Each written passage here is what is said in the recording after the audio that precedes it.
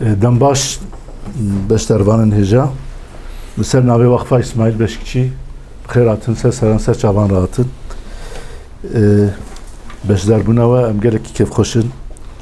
Her veki hunduzanın deriye vakfa İsmail Beşikçi haskiriye İsmail Beşikçi re herga vekiriye. و میوانین می نو beşdar buna eğer bixwazin telefona xwe bidin kek Öztekin em birêya WhatsAppê em ê ve ji rêza semînerê xwe agahdar bikin. Beşdervanên hêja rêza semînerên me li ser kada kurdolojî de çand, ziman û hunera Kurdî ye. Mijara me îro jî di çerçeveya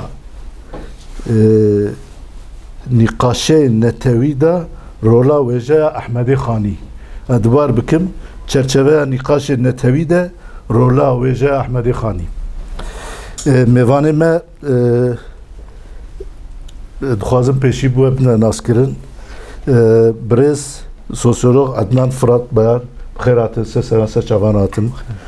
Moderatörü me jî birêz avukat Bilal Zinan hûn jî bi xêratin seran ser çavan hatin. Wekî hûn dizanin mijara me îro bi rastî ev 38 rêze semînerê me çêdibin li ba min ya helî girîng semînera me îro ye ji ber ku behsa Ehmedê Xanî ye. Ehmedê Xanî jî êş û kedera dilê wî bêdewletbûna Kurdan e û ez bawerim ew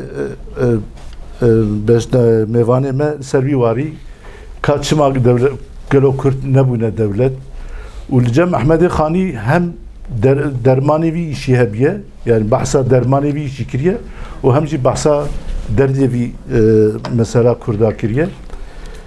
Ez mafê axaftinê didim birêz kek Zilan fermo. Dîsa ser çavan hatin. Zor spas. Mêvanên azîz hûn hemû bi xêr hatin. Şima pêro bi xêr ameyî. Hepiniz hoş geldiniz. Seminerimiz Türkçe olarak devam edeceği için ben de öyle devam edeceğim. Bugünkü konumuz bildiğiniz üzere Ehmedê Xanî'nin işte fikirleri ve düşünceleri çerçevesinde ulus tartışmaları işte Kürtler üzerine. Konuğumuz Sayın Mamusta Adnan Fırat.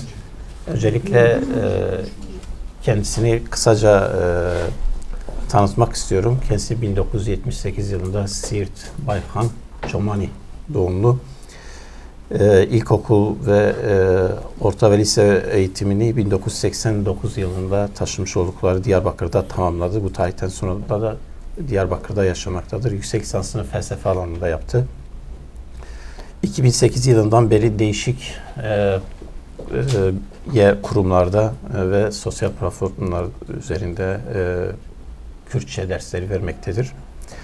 Mardin Artuklu Üniversitesi tarafından Türkiye'de ilk ve tek olarak verilen Kürtçe okutman adayı yetiştirme kursu sertifikasını 2010 yılında aldı. Değişik yayın organlarında farklı yazıları, şiirleri ve makaleleri yayınlandı. 2011-12 yılları arasında Diyarbakır'da 2 defa organize edilen Uluslararası Kürt Çalışmalar Platformu'nda organizatörlerden biri oldu. Yine Şeyh Ehmedê Xanî üzerine yazdığı ulus tartışmalar bağlamında Xanî isimli kitabı 2018 yılında Nubihar yayınlarından çıktı. Şu elimde gördüğünüz kitap oluyor. Bugünkü konumuzun da temelini oluşturan bir çalışma. Türkiye'de yine ilk defa sistematik ve akademik bir yöntem ile hazırlanan Kürtçe felsefe sözlüğünü çalışmasının yazarlarından biri oldu. Yine Türkçe destekli Kürtçe öğrenme setinin bu 20 kitaptan oluşuyor. Erkam Yayınları'ndan kendisi de bunun 15 kitabını yani bu setin 15 kitabını yazdı. 2020 yılında yayınlandı bu da. Yine kendisine ait YouTube kanalında tarih alanında, dil alanında, Kürt edebiyatı alanında, Kürtolojinin farklı alanlarında online olarak bazı çalışmaları yayınlanıyor ve yine online Kürtoloji dershanesi üzerinde farklı seviyelerdeki kursiyerlere Kürtçe dersleri veriyor. Bugünkü konumuz da kendisinin daha önce 2008 yılında yazdığı işte ulus tartışmalar bağlamında Ehmedê Xanî çalışmasının temelini oluşturduğu konudur. Bildiğiniz gibi Ahmed Khani 17. yüzyılda yaşamış büyük bir Kürt şairi, düşünürü ve filozofudur. Ve kendisinin özellikle hemen hemen birçok alanda verdiği eserler var. Bunlardan en bilineni, meşhuru Memuzin isimli eseridir. Ve bura kitabında bu eseri aslında bazı dertlerini dile getirmek için bir bahane olarak bu eseri yazdığını ve orada ta o zamandan Kürtlerin durumuna, Kürdistan'ın bölünmüşlüğüne, içinde bulunduğu işte Acem ve Rumların arasındaki çekişmede nasıl zarar gördüğüne vesaire birçok konuya değiniyor. Ben bu yani normalde işte hep tartışılır, işte Fransız ihtilalinden önce bile bu milliyet meselesine değinmesi açısından sözü Sayın Mahmut Adnan Fırat'a bırakıyorum. Kendisi bizi bu konularda inşallah aydınlatacaktır. Seminerimizde bir yaklaşık 50 dakika konuşma, daha sonrasında soru cevap şeklinde gerçekleşecek. Ara vermeyeceğiz. Bilgilerinizi takdirlerinize sunuyorum. Buyurun hocam. Spaskim mali ava. Hamid bxeyr hatine ve seminer me ez keyf xoşim ku niha ez hem berweme û ser vê meseleyê de axivim.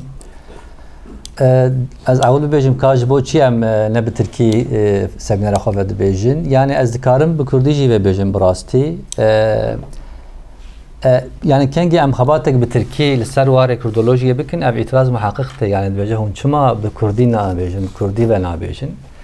Dibe ku ev yani ez mamoste me di sektora taybet de qederê 20 sal li Diyarbekirê dişixulim û ez bi giştî bi xwendekarên ciwan re rûbirû me.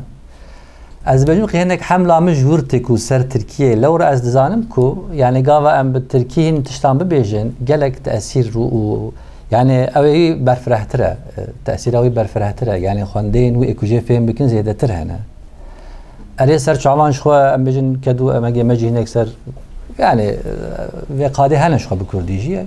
Ne ku xebatê me hemî ji xwe seran ser bi Tirkî û ez bi xwe jî niha çend sala ji xwe ez dersên Kurdî didim ser online.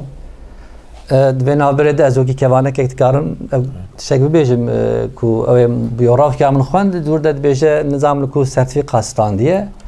Ew zêde ne tiştekî girîng e, me li Mêrdînê standibû, kekê mamoste Ramazan jî bîra te. Lê gavek ku em ders didin, ev kursiyê dibêjin mamosteka sertifîqa te heye tu kî yani îcazet heye yan ne? Ji bo wan min hazir kibû bi rastî ya îcazet jî ev yani sertifîqa me heye dibêje navê Kurdî çi bû sertifîkalı okutmanlık kursu bû çi bû erê bernameya şey sertifîkaya nizam var hasıl çekê wisa hebû erê ew yani mamoste birêz Bilal behsa vê sertifîkaya jî kir bi rastî ew ji bo vê platformê ne girîng e lê ji ber ku ji gûr me wergirtibû ew ji bo kursiyêran pirs dikin yani ka tu kî yani em te naz bikin yani ka İcazet standiye ne standiye ji ber wê min got ew sertifîkayek tenê ji xwe heye ser vê meselê ew jî em binivîsin kevanekê ez bigirim ya min eger ku hişê Kurdistanî hebe Kurdî jî ji xwe pêre tê yani yani ji ber wê eger ku em bi Tirkî xizmeta hişmendiya Kurdistaniyê bikin ji xwe yani Kurdîtî jî pêre tê were ez baş dizanim bi xwe yani gerek xebat ku bi Kurdî bên kirin او برای آستان کردن لی طبعی مسئله نقاش یعنی هر کسی کو ترجیح هاوی هر کسی کو خواسته که هاوی ریز امجیره دیگرن قدر امجیره دیگرن مثلا ما اف مثلا ترکیه اف اینجا اگر کو مساعده و هب از خازم دروازی ترکیه ببیم لی بری از دروازی ترکیه ببیم از خازم دو مالک مموزینه بخوینم ساز دل کل بزیر و بمبت سازنده عشق زین و منبت شرح خمه دل بکم فسانه زینه ممه بکم بهانه yaralı kalbin sazı ince ve kalın ses çıkarsın yani tiz ve pes müzik terminolojisinde öyle deniliyor. Aşk hikayesinin sazcısı zin ve mem olsun. İçimdeki dertleri aşıklayıp efsaneleştireyim. Zin ve Mem hikayesini buna bahane edeyim. Ahmed Khani yani Memuzin'i yazarken yani diyor ki benim bir derdim var. Ben bu derdimi dile getirmek istiyorum. Bu derdimi dile getirmek için de bu Memuzin'i ben bahane kıldım. Şimdi biz de burada arkadaşlar abilerim, işte kardeşlerim çoğunlukla yaşça arkadaşlar döneminde galiba bir sakınca yok. Bir hürmetsizlik olmuyor değil mi? Yani yaşça benden burada büyük abilerim var. O anlamda söyledim. Biz de burada Ahmed Khani'yi bahane edip, derdimize bahane edip dile getirmeye çalışacağız. Yani Khani yaptığı şey, Memuzin üzerinden yaptığı şey biz de Khani üzerinden yapmaya çalışıyoruz. Şimdi biz sosyal bilimciler sosyal olgulara, düşüncelere bakarken onların yetiştirdiği şartlara özellikle önem gösterilmesi gerektiğini düşünüyoruz. Yani hiçbir fikir, hiçbir şahsiyet kendisini yetiştiren tarihsel şartlardan bağımsız olarak ne anlaşılabilir ne de değerlendirilmesi gerekir. Bir yanlışlık yapılır. Bizim gibi toplumlarda tarihte yaşamış kişiliklere karşı bu anlamda ciddi sorunlar, sistematik sorunlarımız var. Yani tarihte yaşanmış kişilikleri anlama ve gündeme getirmede anakronizme çok düşüyoruz. Yani tarih dışı, yani tarih ne demek anakronizm? Yani bir olayı kendi tarihsel bağlamının dışında ele alma. Anakronik bir vakadır. Mesela Selahaddin Eyyubi niye böyle yapmış kardeşim? Hani Selahaddin Eyyubi neden Kürtlere bir devlet kurmamış? Hani ne yapmış? Araplar için çalışmış. Mesela bu söz anakronik bir sözdür. Yani Selahaddin Eyyubi bugünün kafasıyla, düşün adam 1000 yıl önce yaşamış. 1000 yıl önce, 1000 yıl. Yani o kadar çok kafa değişmiş ki yani. Niye Kürt devleti kurmamış? Yani Selahaddin yaşadığı dünyada Kürt, yani bir ulus devlet diye bir şey yok zaten. O nereden kursun? Gibi. Bunu örnek olarak veriyorum. Anakronizme örnek olarak veriyorum. Tarihteki şahsiyetleri ele alırken bizim gibi toplumlarda bu anlamda sistematik bir hata çok yapılıyor. Özellikle de zaten sosyal medyanın yaygınlaşması ve sosyal medya üzerinden de popüler kültürün yaygınlaşması buna daha da çok zemin hazırlamış. Yani popüler kültür her şeyin sahtesini üretir. Yani sahte kahramanlar, sahte tarihler, sahte bir sürü sahte oluşur yani. Şimdi Ahmed Khani'ye karşı da böyle bir sistematik hatayı Kürtler bazen yapmıyor değil. Yani ben Ahmed Khani üzerine yazılmış Kürtçe ve Türkçe sanırım hemen hemen tüm eserleri, yazıları, makaleleri okumuş biriyim. Belki gözümden kaçan varsa, ulaşmadığım, yetişmediğim varsa bilmiyorum. Ama yani yaklaşık bir yıldan fazla çalıştım ve hemen hemen hepsini okudum ve aynı hataların Ahmed Khani'ye karşı da ifrat ve tefrit düzeyinde ama daha çok tefrit düzeyinde yapıldığını gördüm. Belki biraz sonra onlara da söz gelir. Yani onun yaşadığı çağın şartlarıyla onu anlamak gerekiyor. Bugünkü kavramlarla, bugünkü diskurla, bugünkü terminolojiyle Ahmed Khani anlamanın zor olduğunu ve onu o şekilde değerlendirmenin yanlış olduğunu düşünüyorum. Yani bir Aristoteles ancak bir antik Yunan toplumunda ortaya çıkardı. Bir Seneca bir Roma'da ortaya çıkardı ancak. Ne bileyim bir Moğolistan'da ortaya çıkamazdı. Çin'de ortaya çıkamazdı. Dolayısıyla yani nasıl ki doğadaki herhangi bir canlı kendi doğal şartlarının ürünüdür ve kendi doğal şartların dışında yaşayamazsa bir şahsiyet de kendi sosyal şartlarının, kendi tarihsel şartlarının ürünü olarak değerlendirilmesi gerekiyor. Peki o halde Ahmed Khani nasıl bir dünyada yaşamıştır? Önce onu bir anlayalım, yani konuşmamın sistematiğini arz etmiş olurum bu vesileyle. Ahmed Khani nasıl bir dünyada yaşıyordu? Önce ona değineceğiz.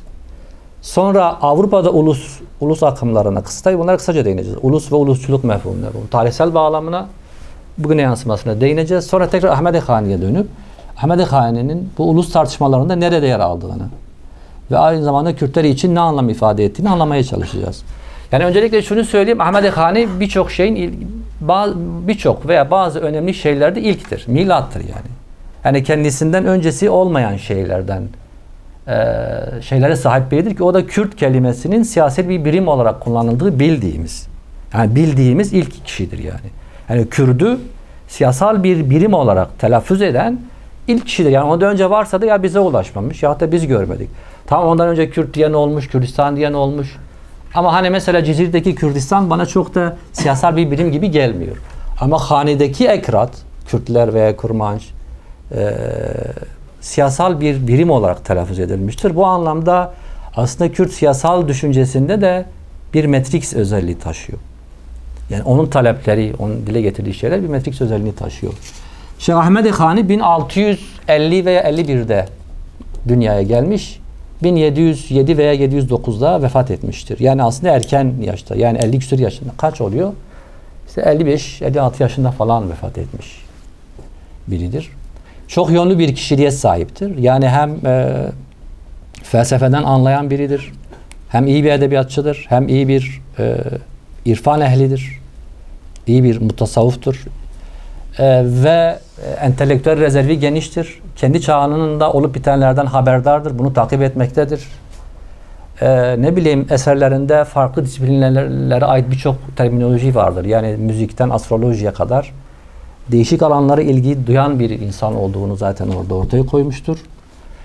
Çok yönlü bir kişiliktir ve mesnevi tarzında yazmış. Yine ilk, yani Kürt edebiyatında bir mesnevi tarzında bir ilk, o anlamda bir ilk ifade etmiş oluyor. Ve bilinçli, bilerek, isteyerek Kürtçeyi tercih etmiş. Bile isteye Kürtçeye vurgu yapmış. Kürtler için devlet talep etmiş. Bu da aslında onu ilk yapan bir unsurdur. Yani Kürtlerin tasallut altından kurtulması için bir padişaha ihtiyaçlarının olduğunu söylemiş. Padişahla kastettiği şeyler de gayet tabii ki egemenliktir. Yani bugünkü mantıkla düşünürsek devlet, şeyde devlet kelimesi geçmez. Yani bizim kurduğumuz manada geçmez. Bizim kurduğumuz modern manada bir devlet demiyor ama egemenlikten ve hakimiyetten bahsediyor. Şimdi onun yaşadığı dönemde muhtemelen çoğumuz iyi kötü biliyoruzdur. Yani Kürt toprakları iki imparatorluğun savaş alanıydı. Ve iki büyük gücün savaş alanı olan uluslar tarihin her döneminde halklar, kavimler neyse çok çekerler yani. 1500'lerin başında Safevi devleti, Şah İsmail devleti kuruyor. Ve devleti kurduktan sonra da tabi çevresini, İran coğrafyası, Bağdat, sonra Kürdistan'a yöneliyor. Kürdistan'ın da uzun süren savaşlar yaşanıyor. Şah ile Kürtler arasında uzun savaşlar yaşanıyor. Dersim'e, Çemişkese'ye kadar geliyor yer yer. Parçalı ama böyle yekpare bütün Kürdistan'ı alma durumu söz konusu olmuyor. Yavuz Sultan Selim o dönemde Trabzon'da validir. Tehlikeyi görüyor, babasına gidip diyor ki baba sen batıya yönelmişsin, yani tehlike doğudadır. Sen bırak şimdi Avrupa'yı, Trakya'yı, Eflak Boğazı'nı falan bırak. Bu adam gelmiş kapımıza dayanmış, haberin olsun. Muhtemelen de İstanbul'a kadar gitmeye niyeti vardı Şah'ın yani. Anadolu, ondan Kürdistan, Anadolu, sonra İstanbul. Muhtemelen öyle bir planı vardı. Niye olmasın ki bir imparatorluk? Yani Kürdistan'dan sonra Anadolu gelir. Ondan sonra İstanbul, sonra şeye kadar gider. Ondan öncekiler hepsi böyle yaptılar. Pers imparatorluklar hepsi böyle yaptılar. Ya gidebildiği imparatorluk dediğim böyledir yani. Gidebildiği yere kadar gidecek. Babası bunu dinlemeyince ona darbe yapıyor. Ve tabii bazı tarihsel kayıtlara göre de darbeden sonra da onu zehirleyerek öldürtüyor. Sonra da Yavuz yönünü doğuya çeviriyor. Yavuz'un meşhur doğu seferleri, Kürtlerle ittifakı falan söz konusu oluyor. Burada Kürtler ile Yavuz arasında bir tarihsel stratejik anlaşma yaşanıyor. Bunu da sanırım buradaki ortamdaki herkes bu olayı biliyordur. Yani bunun ayrıntısına girmemize gerek yok. Ama İdris Bitlisi öncülüğünde gelişen bu meselede Mirler, yani Yavuz'la anlaşıyor. Yavuz diyor ki en azından aranızda bir tane Mir-i Miran seçin. Ya Beylerbeyi bir tane seçin. Diyor ki Kur'an, yani valla diyor biz Allah'ın birliğine inanıyoruz, bir de peygambere inanıyoruz. Yani bu konuda hemfikiriz biz Kürtler. Onun dışında hiçbir konuda hemfikir değiliz. Bizde Mir-i Miran da çıkmaz. Sen bize bir tane gönder, o bize bak. Tamam diyor, al sana bir tane de Mir-i Miran. Onu gönderiyor. Yani Kürtlerin o zamanki pozisyonu böyle bir şeydi yani. Tabii zamanla bu Kürt mirlikleriyle merkezi yönetim arasında sürtüşmeler oluyor. Yani bu eşyanın doğası gereği, yani iktidarın doğasında bu var zaten. Hem kendi aralarında hem şeyle. Bir taraftan Şah, bir taraftan Osmanlı. Kürt topraklarının bir kısmı hala Şah'ın elindedir. Şah kolay kolay çıkamadı buradan. Büyük savaşlar yapıldı. Özellikle 2 tane büyük savaş yapıldı Şah'la Kürtler arasında. Zaten Kürtler Şah'a yenmeseydi Yavuz'un gönderdiği ordu Mısır'a yönelmeyecekti. Memlüklere gitmeyecekti. Yani Kürdistan için gelmişti o ordusu. Bu Viran şehirle arasında bir yer var. Orada büyük bir savaş yaşıyorlar. Orduyu orası için gönderiyor. Sonra Kürtler yenince işte tamam o zaman bunu Mısır'a gönderelim şeklinde bir şey. Tabii bunlar resmi tarihte geçen şeyler değil. Aslında Osmanlı'yı bir manada imparatorluk yapan Kürtler olmuş oluyor. Hasılı kelam, şimdi bu Şeyh Ahmed Khani'den 150 yıl önceki olaylar. Fakat Şeyh Ahmed Khani'nin yaşadığı dünyanın sosyopolitiği bu zemin üzerinde inşa. Hala da o devam ediyor. Kürtler hangi yana yanaşsalar, hangi tarafa yanaşsalar diğer taraf vuruyor. Yani Osmanlı'ya yanaşsa Şah'a vuruyor, Şah'a yanaşsa Sultan vuruyor. Böyle bir şey. Kasr-ı Şirin'le bunu her ne kadar bir ölçüde halletmişlerse de, Kasr-ı Şirin'den sonra Kürt milliklerinin biraz itibarı düşmüşse de bu aslında devam ede gelmiştir. Ve Khani bütün bunların farkındadır. Çele'de doğmuştur. Khaniyan aşiretindendir. Çele Çukurca'ya bağlıdır. Değişik yerlerde ilim talebi tahsil etmiştir. Kürdistan değişik yerlerini görmüştür. Sonra bazıda gitmiştir. Gençliğini orada geçirmiş. Orada medrese açmıştır. Yine bazen seyahat ettiği rivayet edilmiştir. Nihayetinde orada da vefat etmiştir. Ama onun bir bürokratik tecrübesi var. Olup bitenlerin farkındadır. Yani hem aileden gelen, çünkü ataları da bürokraside yer alan insanlardı. Hem de kendisinin mesela Bazıt emirinin katipliğini yapıyor. Muhammed Pirbela'nın katipliğini yapıyor. Bu bürokratik tecrübesi ona bir perspektif kazandırıyor. Yani durduk yerde Ahmed Khani olmuyor. Hem zeki bir insan, hem entelektüel, hem ilmi kabiliyeti yüksek, hem iyi bir edebiyatçı, hem bürokratik yeteneği var. Gözlemleyebiliyor.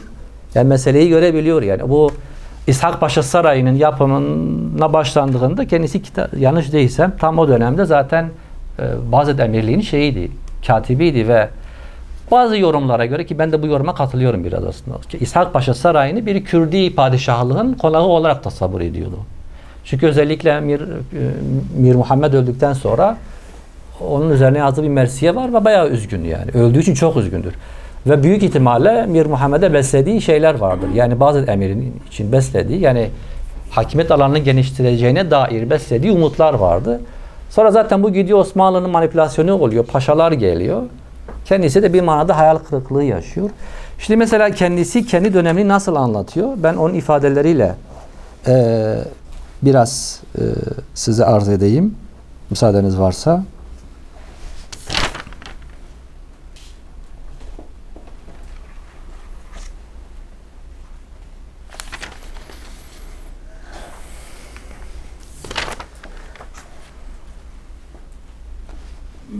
Pardon, özür dilerim arkadaşlar. Ben burada sayfa numarasını not etmiştim de.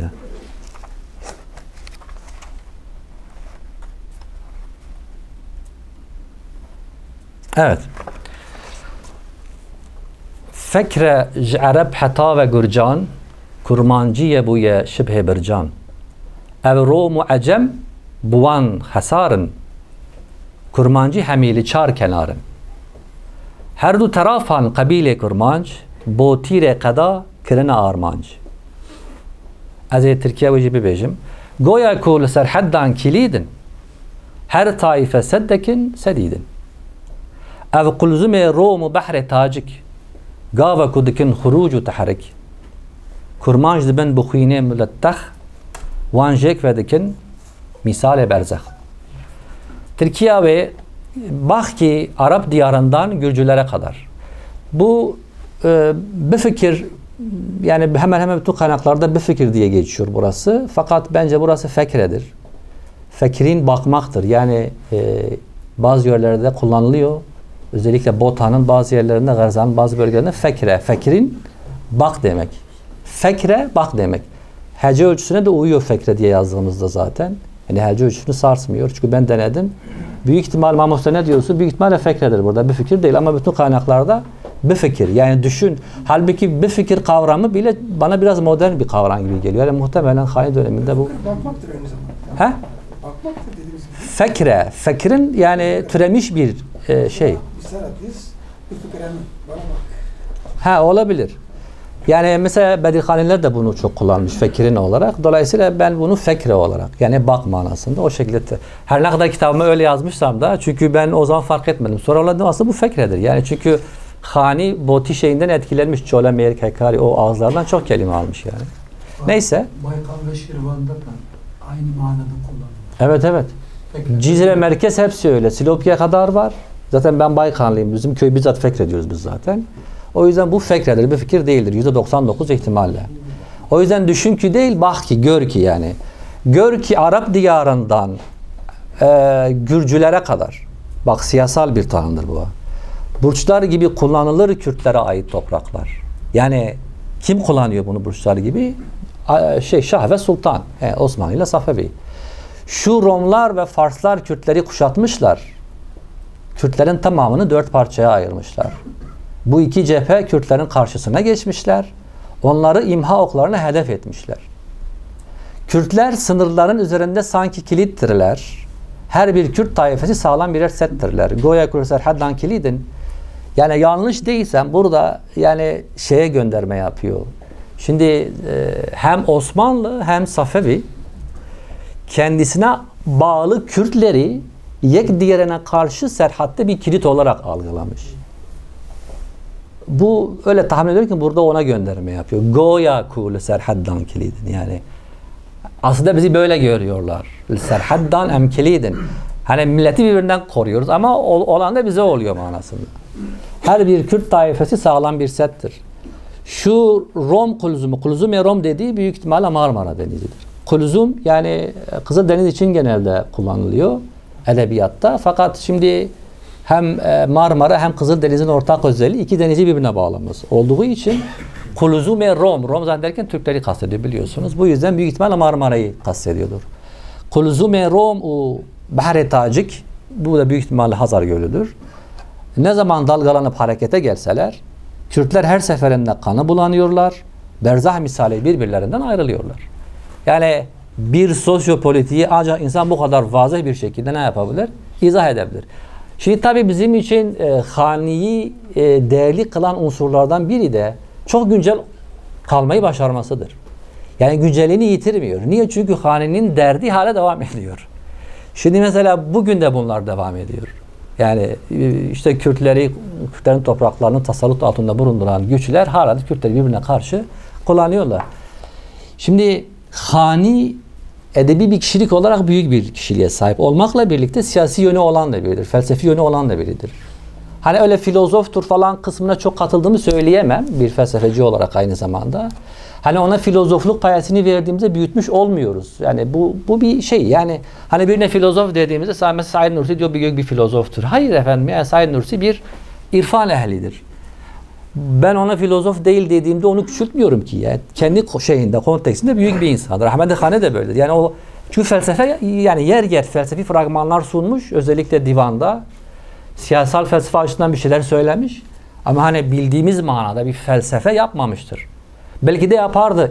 Yani biraz daha yaşasaydı. Yani 50 küsur yaşında değil de 60-70'ine kadar gelseydi. Belki şu an elimizde ona ait bir felsefi metin böyle uzun uzadı ilk Kürtçe hani böyle büyük felsefi metinler de yazabilir. Çünkü felsefeden haberdar ama o kesin yani. Felsefi hem felsefi meselelerden haberdardır.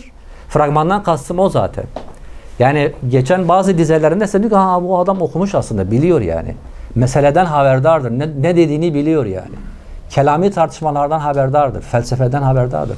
Ve güncel siyasal gelişmelerden zaten haberdar olduğunu en iyi ne yapabiliyoruz? Bu dizelerde anlayabiliyoruz yani. Şimdi burada Şeyh Ahmed Khani'yi bizim için dediğim gibi bu şartlar altında bizim için ilk yapan unsurlar. Birincisi dedim ya Ahmed Khani yapan onun aile faktörü. Yani bürokratik bir aileden geliyor. Bu onun için bir avantaj, bu bir. İkincisi bazı mirliği yani Muhammed Pir Bela'daki bürokratik tecrübesi ve ona dair umutları. İşte ona dair umutlarına ilişkin çok net veriler yok elimizde. Yani bu işte Muhammed Pir Bela büyük bir saltanat kuracak, bütün Kürtleri hakimiyet altında, kendi hakimiyeti altına alacak ve işte bir Kürt devleti kuracak şeklinde direkt bu manaya gelen bir dizesi yok Ahmed Khani'nin. Ama yani Kürdevari duyguların buradan türediğini yani kendisinin ölümünden sonra Khani'nin yaptığı şeyler bunu gösteriyor. Kendisinin bazı mirinin ölümünden 2 yıl sonra Nubuhar Epçukani yazıyor. Bak bu da bir ilk. Diyorum ya ilklerin adamını biz şu an işliyoruz. Nubuhar Epçukani bir Kürtçe sözlük aslında. Yani sözlükçük hani ilme başlayanlar için Kürtçe yazıyor bunu. Kürtçe Arapça yani. Bu çok anlamlı bir şey. Şimdi Ahmed Khani'nin yazıp çizdiklerinin hepsini günümüze aktarsak bir kısmı bize de bunu herkes yapar ama onun zamanında ve o kaygıyla onu yapmak için onu büyük yapan şey budur zaten. Mir'in ölümünden 2 yıl sonra Nubuhar Abçukani yazıyor. Birkaç yıl sonra Akide İmanı yine Kürtçe olarak yazıyor. Belli ki Kürdevari bir kaygısı daha gençliğinden beri bunun var zaten. Ve nitekim o kurduğu medresede zaten bunları veriyor ve mümkün mertebe Kürdistan, zamanla Kürdistan diğer bütün medreselerini zaten Nubuhar Abçukani Jiktebin Reze yani okunan kitaplar arasında yüzyıllarca yer alıyor. Bu anlamda bir Kürdevar bir duruşu gençliğinden beri zaten var. Ve bunu edebi kişiliğiyle de aynı zamanda ortaya koymuş oluyor.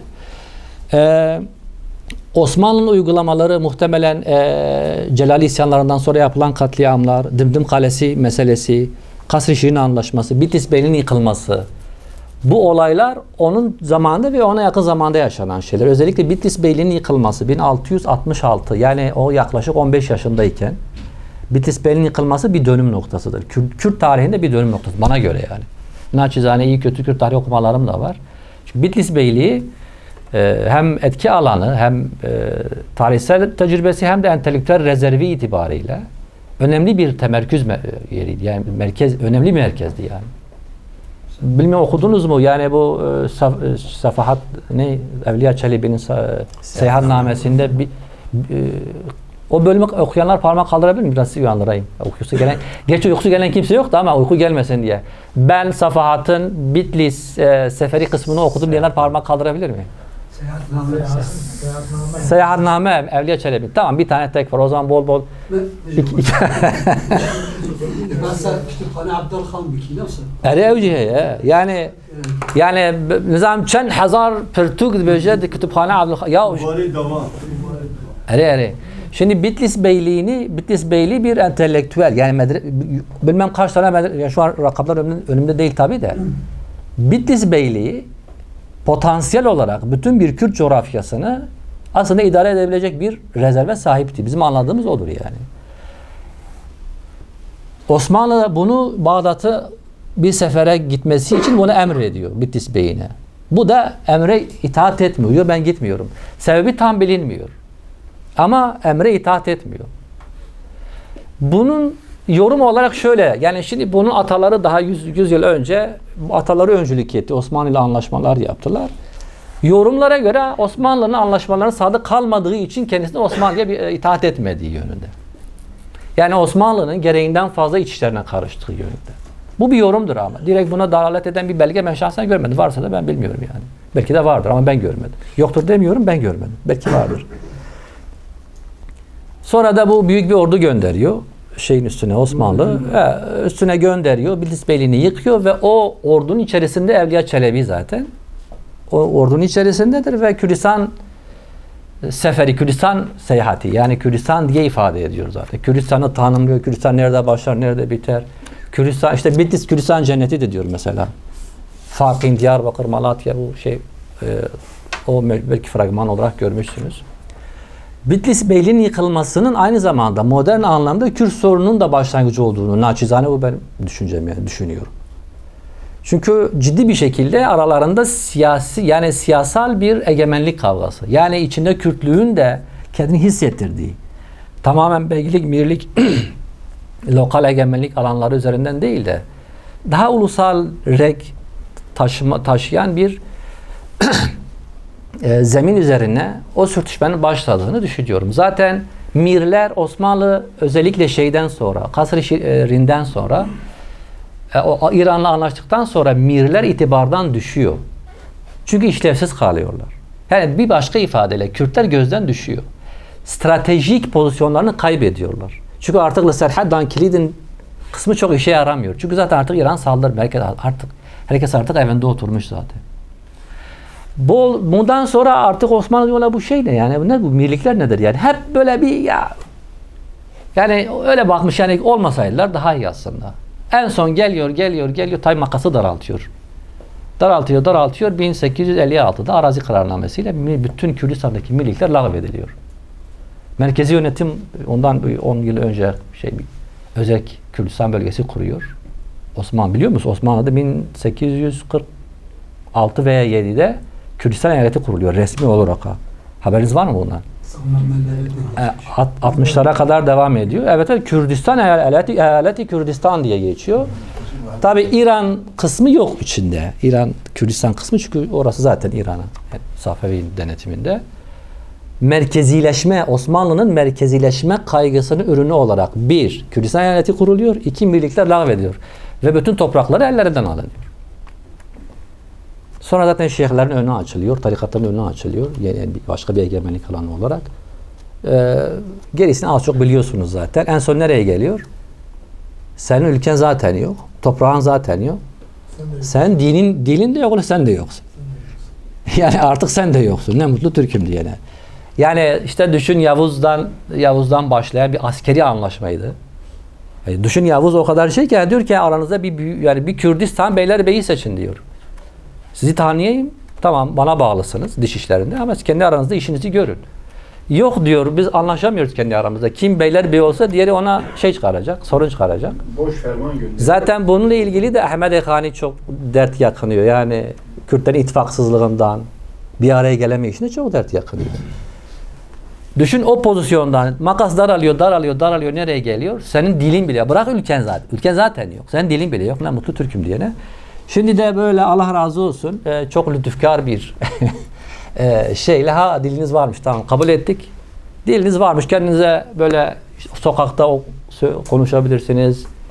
Akşamları televizyondan şarkılar okuyabilirsiniz falan, böyle halay çekebilirsiniz. Oradayız yani, oraya geldik şimdi tekrar, Allah razı olsun. Oraya kadar gelmişiz. Ama iki yerde konuşamazsınız. İbadethanelerde konuşamazsınız. Devlet katında dilinizi konuşamazsınız.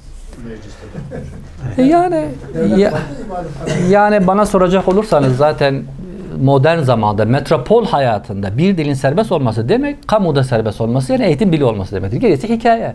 Hepimiz biliyoruz ki metropol hayatında bir dil ancak ve ancak okulda eğitim dili olduğunda yaşayabilir. Gerisi hikaye. Bunu en iyi de devlet biliyor zaten. Şimdi onun bu şeyle, siyasal çıkarımlarıyla ilgili ben birkaç pasaj ondan size aktarmak istiyorum.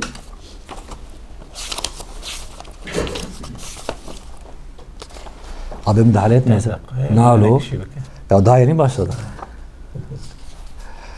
Pekala.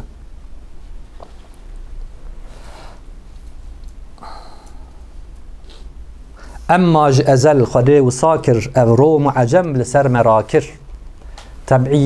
Tabiiyete van eğer çiare ev aril halq namidare. Namusel hakimu miran tavançiye şairu fakiran. Fakat Allah ezelden beri böyle takdir etti. Bu Rom ve Acemleri üzerimize saldı.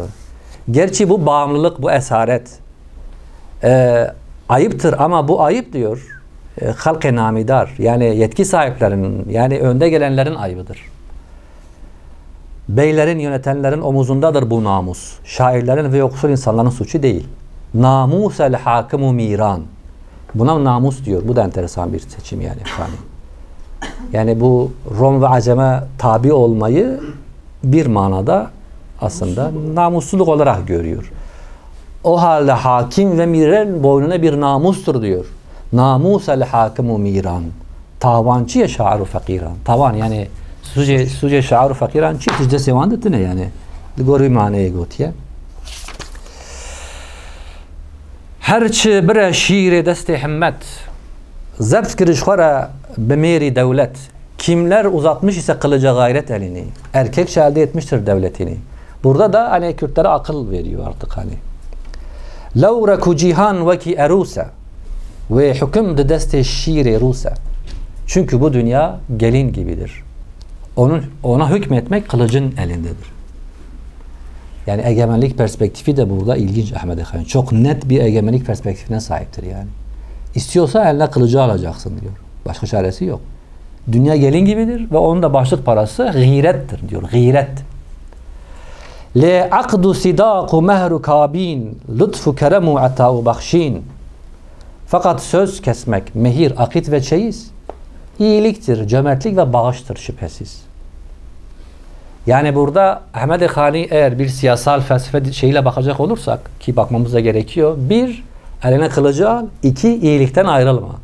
Yani Machiavellist bir perspektifte dünyaya bakmıyor aslında. Yani bir taraftan lütfu kerem ve atav bakşin, yani lütuf, kerem, cömert ve bakış. Yani bu güzel hasletlerle birlikte eline kılıcı al. Yani sırf yağmalamak için, sırf kan dökmek için kan dökme. Sınırsız bir güç elde etmek için değil. İyilikle beraber bir güç. Şimdi Ahmet Han'ı yarım yamalak okuduğunu sandığım bazı insanlar Ahmet Han'ı bir tür makyavelist bir profille bize sunuyor. Öyle değil. Doğrusu yani bütünlüklü olarak okuduğumuzda öyle değil yani. Yani ona çok bazen bir yanaşan şeyleri var ama Machiavelli şeydir yani şu an oraya girsek çıkamayız da Machiavelli'den farklıdır yani. Machiavelli, Kürtlerin Machiavelli değildir Ahmet Han'ı. Persej dine min ev bihikmet mehrateçi gotemin ku himmet. Dünyaya hikmet üzere sordum. Başlığın nedir? Bana dedi ki başlığım gayrettir. Hasıl kudine bişiru ihsan tezhiri de beticiboyu insan. Kısacası dünya kılıçla ve ihsan ile yani kılıçla ve iyilik ile insana boyun eğer diyor. Ahmet Han'ın bu anlamda Kürtlere bir siyasal devlet önerdiği bu notun altını çizelim. Burada bazı yerleri o zaman atlamam gerekiyor aslında. Biraz bundan sonra sanırım daha özet gitmem gerekiyor. Şimdi bir başka unsur Ahmet Han'ın mesnevisini Kürtlere armağan etmesi. Bu da Kürt tarihinde zaten ilktir. Hatta dünya tarihinde bile yani mesneviler Orta Doğu'da Farsların ürettiği Arapların, Kürtlerin, Türklerin de kullandığı bir edebi divan tarzıdır. Ve bu mesnevi Kürtlere kendi halkına armağan etmiş. O kısmını aslında bir ben okuyayım o kısmını. Öztekin abi ne kadar süremiz var? Bilal Bey daha iyi biliyor ama bence sen geniş tutsan biraz rahat davransan daha mı iyi olur? Devam ediyoruz. Sıkıntı yok değil mi? İyi gidiyoruz. Sıkıntı yok. Tamam o zaman sıkıntı yoksa tamam. Şimdi o zaman ben atlayarak gitmeyeceğim. Normal şeyime göre gideceğim. Şimdi Ahmet Han'ı yapan bir Kürtlere bir devlet önermesi Kürt tarihinde bir ilktir. Yani ondan önce olsa da bize ulaşmış değil. Biz bilmiyoruz. Önerdiği devlet bugünkü manada işte demokratik, laik, parlamenter bir rejim değil. Padişah öneriyor tabii ki. Yani ne önerecek yani? Çünkü o zaman devlete denk gelen şey padişahlıktı. Başka bir şey değildi yani. Rabet jimeci cihan penahek peyda bibitin me padişahek şiiri hünerame bete danin kadri kalemame bete zanin derdeme bibinitin ilacı elmeme bibinitin rabaci gerdi hebuwa me serfirazek sahib keremek suhen nevazek nakdeme dibu bisikke meskuk nedma vaha beravacı meşkuk. Mümkün mü bu bir hükümdar çıksın bizden, bir padişah çıksın içimizden? Sanat kılıcımız ortaya serilsin, kalemimizin kıymeti bilinsin. Derdimiz derman bulsun, ilmimiz değer kazansın. Bizim de başı dik bir liderimiz olsaydı eğer, iyilik sahibi ve söz sanatlarını seven, o zaman sikkeyle tasdik edilirdi külçemiz, kalmazdı o şekilde şüpheli ve revaçsız. Şimdi burada tabii mesnevilerde patronajlık meselesi vardı. Yani büyük şairler dönemin hükümdarlarına, sultanına, mirine, beyine gider bir tasdik alırlardı. O bir anlamda ona meşruiyet kazandırırdı. Yani Osmanlı'da da bunlar çok yapılmıştır. İşte Kanuni Sultan Süleyman'ın Baki ile meselesi vardır. Fatih Sultan Süleyman'ın Molla Camii İstanbul'a sıra davet etmesi meselesi falan. Yani edebiyatın, şiirin saltanatı, işte sarayı besleyen, onore eden perspektifinden, dilinden faydalanma meselesi. Şimdi Ahmet Han'ı şimdi mesnevilerde vardır. Mesnevilerde bir sıralama vardır. Yani işte giriş, gelişme, sonuç, bölüm diyorlar ya. Yani işte Allah'ın adıyla başlar. İşte Peygamber'e salat, münacaat. Yani gökten yere doğru iner. Allah'a hamd, Peygamber'e selam. Ondan sonra dönemin kralına, hükümdarına işte metiyeler falan filan. Sonra sebebi telif gelir. Şimdi Ahmet Han'da dönemin kralına herhangi bir krala bir mile öyle bir met ve sene olmamış. Ama Ahmet Han'ı istemiş ki böyle bir şey olsun aslında. Bu biraz önce okuduğum şey onu işaret ediyor.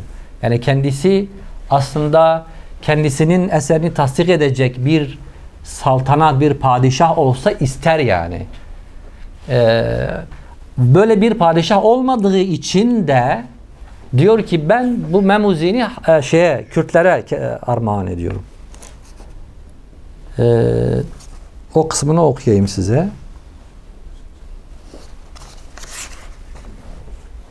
Şöyle diyor. Yani sebebe telif olarak. Bu önemli bir şey ha. Yani bu Kürt tarihi açısından önemli bir şeydir. Memmuzi'nin sebebe telifi şudur. Cesur ve gayretli Kürt topluluklarını açıkça övme. Bunca cömertliklerine ve milli onurlarına rağmen bu toplulukların ne kadar bahtsız olduklarının ve şanssız yaşadıklarını dile getirme. Kitabı bu dille yazma gerekçemiz. Bu şekilde zamandan şikayetimiz ve zamanımızın insanlarına serzerişimiz ki onlar için aynıdır sanat bilgisi ve bilgisizlik gibi. Bu anlamda Ahmed Khani kendi mesnevisini Kürtlere armağan etmiş olmakla da bir ilke daha imza atmış oluyor. Kürtçeyi bir tavır olarak kullanmıştır. Onu da söyleyelim.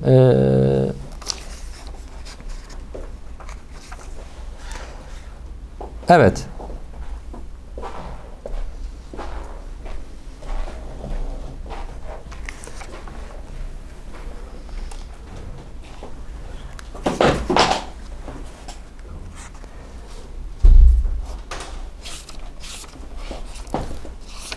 Arkadaşlar bunun için kusura bakmayın böyle evet. Hasıl inat eğer cibedat ev bid'ate kir hilafe muhtat. Niye Kürtçe yazdığını anlatıyor. Kısaca ister inat denilsin ister adaletsizlik. Gerçekleştirdiği bir bid'at ve bir ilk. Bid'at dine konulan yenilikler biliyorsunuz. Yani Kürtçe yazmayı bid'at olarak söylüyor. Safi şemirand ve khari durdi manende durre lisan-ı kurdi. Saf şarabı bir yana bırakarak tortuyu seçti. İnci gibi dizmek için Kürt dilini seçti. Yani valla ben Farsça yazsaydım, Arapça yazsaydım yazardım özellikle Farsça. Yani şarap, bunu şaraba benzetiyor. Çok da makbul olurdu. Çok da itibar görürdü. Farsça ta Balkanlardan Hindistan'a kadar bir edebiyat dili. O da gidiyor bir Kürtçe yazıyor. Kim okuyacak Kürtçeyi yani? Ama diyor ki buna rağmen yine böyle yazdım. İsterseniz bid'at deyin, isterseniz inat deyin, ne diyorsanız deyin. Ben Kürtçe yazdım diyor. İnaye nizamı intizami keşaya cefa boy ame. Çıbkim ku kavi kesade bazar ninci kumaşire haridar. Bu dili düzene koyup ona çeki düzen verdi. Umum halk için bu yolda cefa çekti. Ne yapayım ki Kürtçenin pazarı durgundur. Bu değerli kumaşın müşterisi yoktur. İşte bize hala da bakın Türkçe anlatıyoruz. Yani bazar kesade de bece. Yani cara gidip koyun ve de çit bece. Çibkim ku kavi kesade bazar.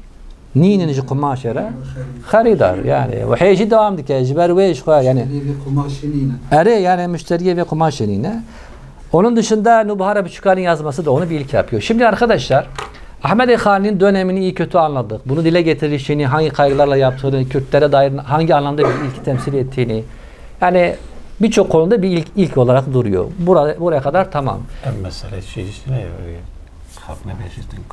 yani yazma sebebiyle ilgili orayı da okuyayım. Da halkı ne becetin kuayakrat bu şeydir ama Memmuzi'nin yazma sebebidir. Evet. Bunu en son geleceğim ama. Evet. Teşekkür ederim. Kürtler ki başka insanlar demesin Kürtler aşktan anlamaz, sanattan anlamaz. Bu da var ama buna en son değineceğim. En son sözümü söylediğimde buraya geleceğim. Avrupa'da ulus dediğimiz olay Avrupa'nın tarihsel yürüyüşünün bir ürünü olarak ortaya çıktı. Avrupa'da yeni bir sınıfın ortaya çıkması ve bu sınıfın iktidara talip olmasıyla ulus dediğimiz şey ortaya çıktı.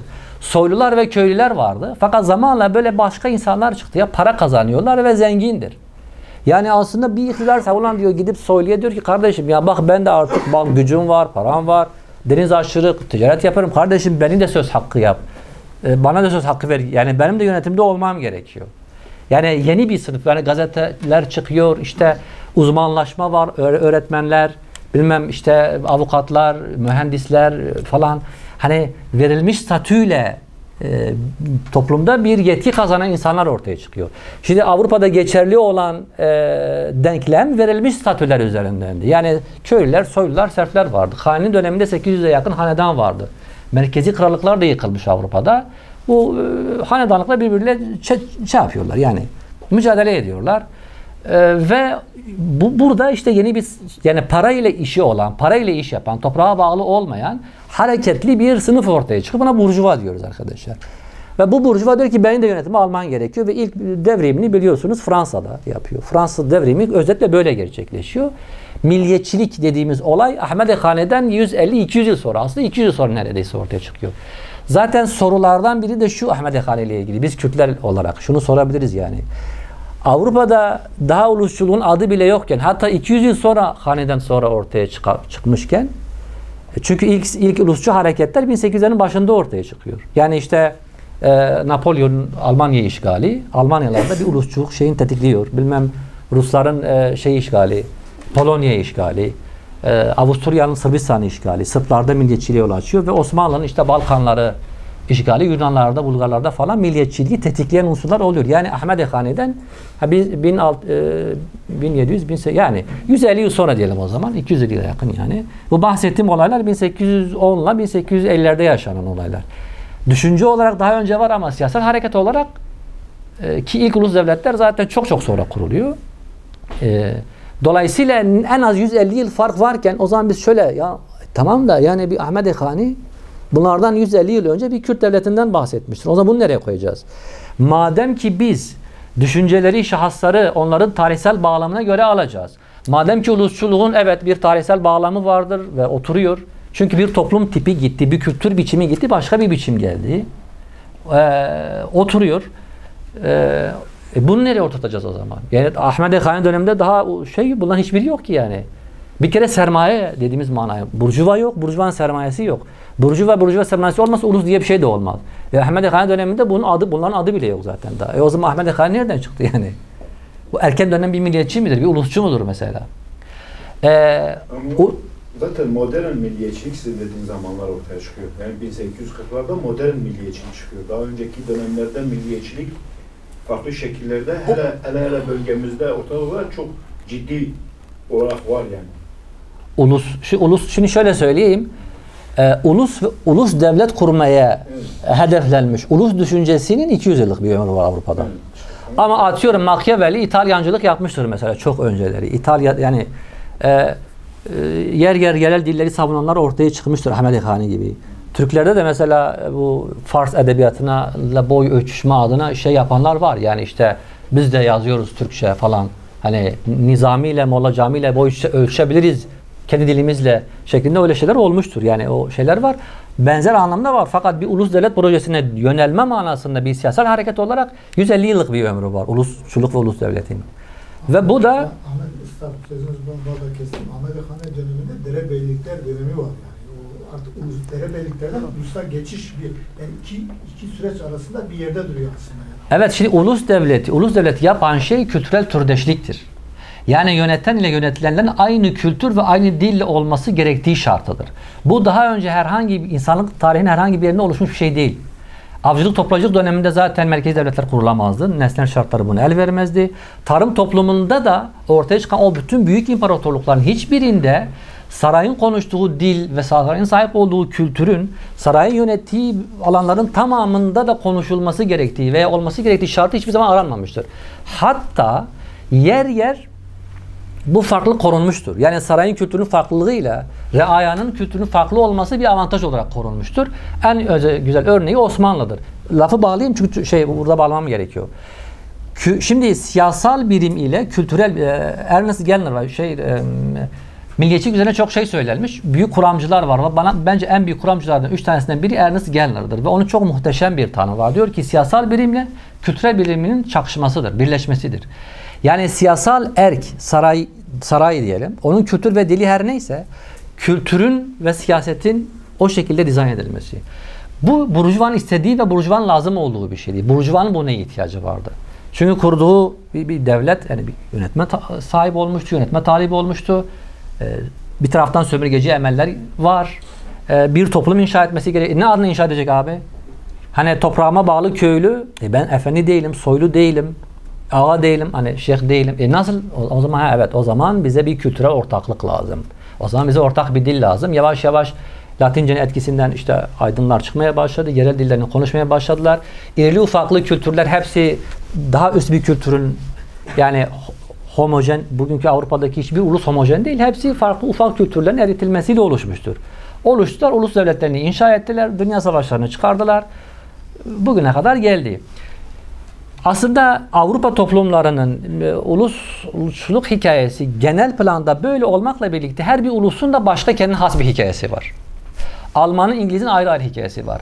Aynı şey bizim için de geçerli. Zaten lafı buraya oradan bağlayacağım. Buyurun sizin buyurun siz bir şey diyecektiniz. Buyurun, buyurun. Seminer bitse. Sonradan sorular alacağız inşallah. Evet. İşte ne diyordum? Herkesin kendine has bir her halkın kendine has bir milliyetçilik diskuru vardır. Yani benim bu anlattığım genel şey, o Avrupa için genel olmakla birlikte bir Belçika ile bir Hollanda'nın yine hikayesi %100 aynı değildir. Nasıl ki bir Türk'le bir Kürt'ün aynı değilse. Tam da işte buradan kanal açıp Hani'ye geleceğiz ve yani bizde o zaman milliyetçilik nasıl ortaya çıktı ya geleceğiz. Şimdi Hani Avrupa'ya manada bir ulusçu değildir. Ulus devlet de istememiştir. Çünkü ulusçuluğun şartlarından birisi de halkın egemenliğe ortak olmasıdır. Siyasal birimle kültürel biriminin çakışmış olmasıdır. Avrupa'yı manada ulusçu değil Hani ama milliyetçidir. Şimdi diyeceksiniz ki hocam sen milliyetçilikle ulusçuluğu niye ayırdın birbirinden? Bizim bildiğiniz bunlar aynıdır. Evet çoğunlukla sosyal bilimlerde aynı kullanılıyor. Avrupa dillerinde de çoğunlukla aynıdır. Yani nation var, nationalizm var değil mi? Nasyonalizm vardır. İşte Türkler ulus kavramını Orta Asya'dan getirirler. Yani Moğolistan'da belli bir toprağa hükmeden bir alana hükmedenler ulus diyorlardı yani. Ulus o alanın ismiydi. Biz bu İslami terminoloji ulus tamam gel ulus koyalım falan. Şimdi zaten yani imparatorluktan ulusa geçiş çok güzel bir prototiptir Osmanlı. Osmanlı'da türdeşlik yok, kültürel türdeşlik ama Türkiye Cumhuriyeti nedir? Kültürel türdeşlik. Ne mutlu Türk'üm diyene. Yani benim bahsettiğim ulus devlet ile ondan önceki dönemi birbirinden ayıran temel faktör budur. Gelinin dediği gibi ulus modernliğin bir sonucudur. O halde modernlikten önce ne vardı onu bilmek gerekiyor ki o değişen şey her neyse ulusçuluğun kökeni orada arayacağız. Onun da kökeni budur zaten. Yani sekülerizm, parlamenter rejimler, laiklik ve ulusçuluğun şartlarıdır bunlar. Ama milliyetçiliğin şartları değildir bunlar. Bir insan, bu ayrımı ben yapıyorum. Onu da söyleyelim. Açıkçası bu benim şahsi kanaatim. Bizim dindarlarımız menfi milliyetçilik veya müsbet milliyetçilik diye genelde ayırırlar. Said Nursi'nin terminolojisidir bu. Ben de ulusçuluk ve milliyetçilik olarak ayırmayı tercih ederim. Çünkü milliyetçilik tarihsel bir şarta, bir zamana, bir yönetim biçimine bağlı değildir. Yani ne laik olman gerekiyor ne de şeriatçı olman gerekiyor. İkisi de olabilir. Ne parlamenter yani kral da olabilir, padişah da olabilir, bürokratik bir sistem de olabilir. Sen kendi halkın iyiliğine olacak şeyleri, maddi ve manevi unsurları ister talep eder ve bunu yaparsa sen milliyetçisin. Yani millet Kur'an-ı Kerim'de bu anlamda geçiyor zaten. Hani millet kavramı Arapça bir kelime. İbranice'den geçtiği söyleniyor. Millet kelimesi ülkü birliğini ifade eder aslında. Ülkü birliğini ifade eder. Yani belirli bir manevi hedefi gerçekleştirmek üzere bir araya gelen insanlar millet o vasfını kazanır. O yüzden mesela diyor ki adam tek başına millettir mesela. Kur'an'da İbrahim milleti diye geçer mesela.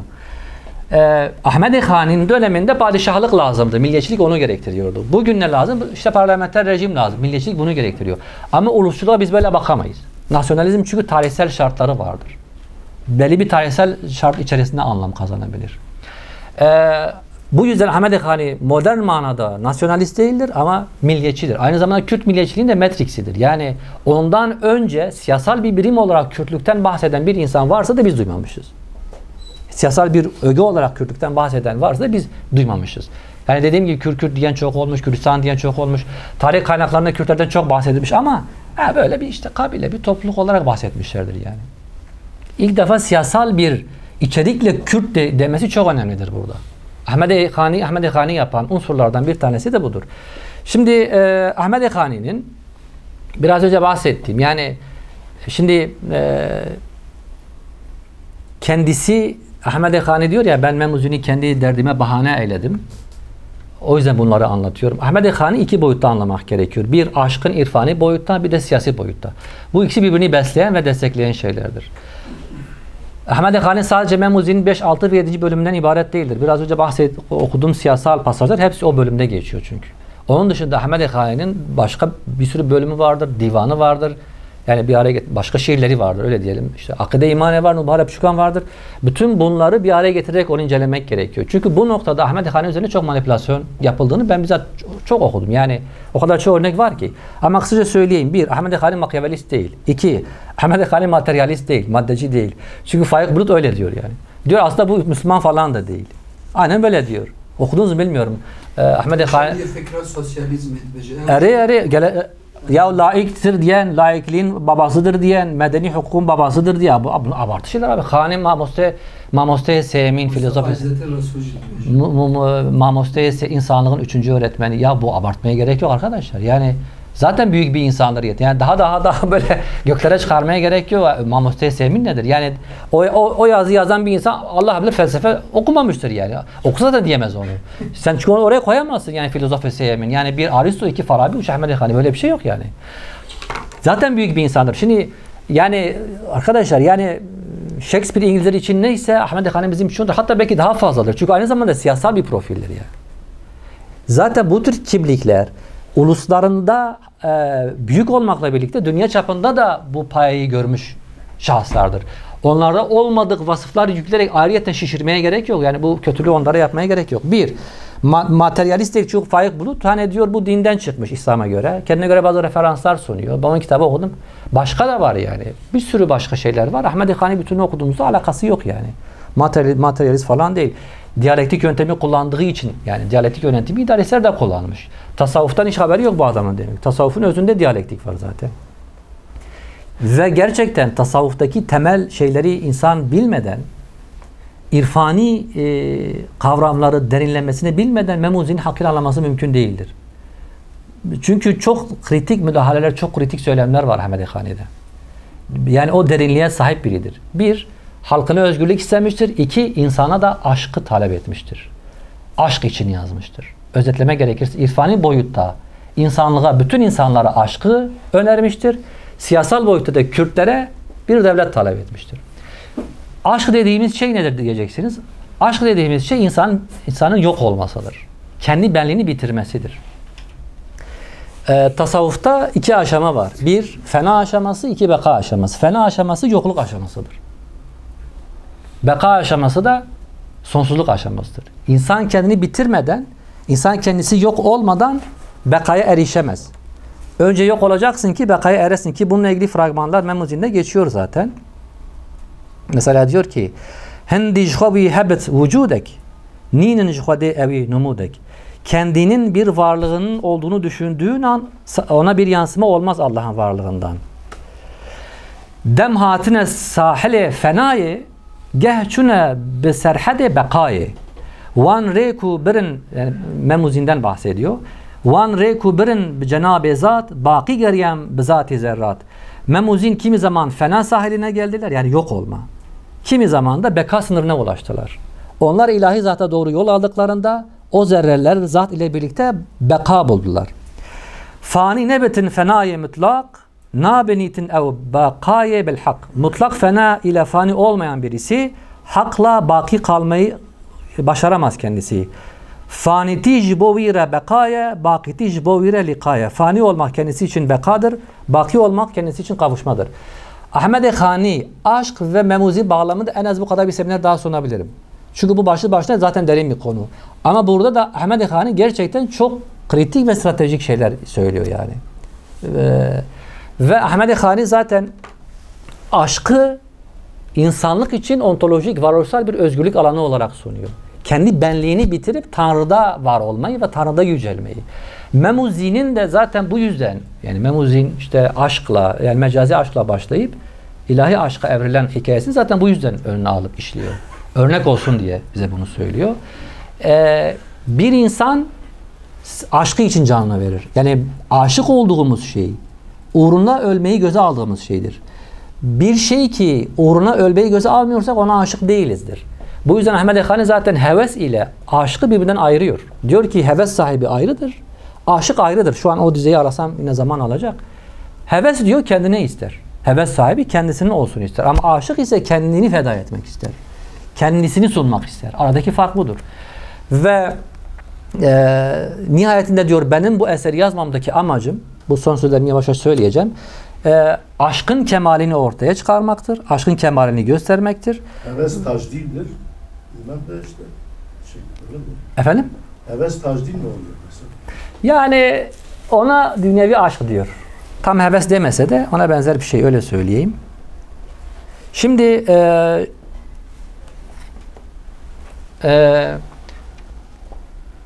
insan fikirleri için değil, aşkı için canlı verir. Bunu söyledim ben biraz önce galiba. İnsan çünkü yani İslamiyet'te, yani tevhidi dinlerin hepsinde böyledir. İlahi zatta ilerleyerek kendi benliğinden soyutlanabilir. Bu da aşk ile olur. İnsan sevmese bunu başaramaz. Sevmesi için de emek göstermesi gerekiyor. Şimdi bu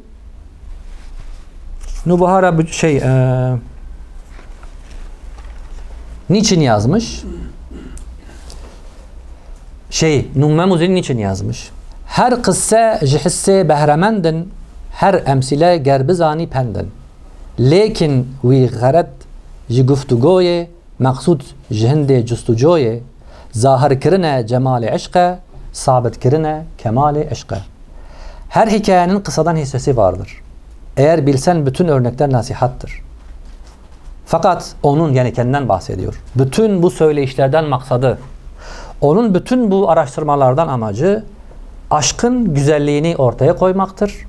Aşkın kemalini kanıtlamaktır. Aşkın kemalini kanıtlamak. Bu insan tekine önerdiği şey.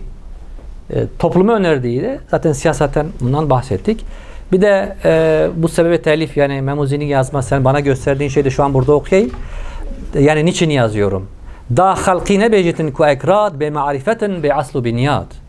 Enva emelel hadan kitabın kurmançtan edib be hesabın. Hem ehli nazar ne ben ku kurmanç aşkı ne kirniş bu armanç. Tekta ne talibin ne de matlub, vekra ne muhibbin ne mahbub. Be behrene evci aşkbazi, farık hakiki ve mecazi.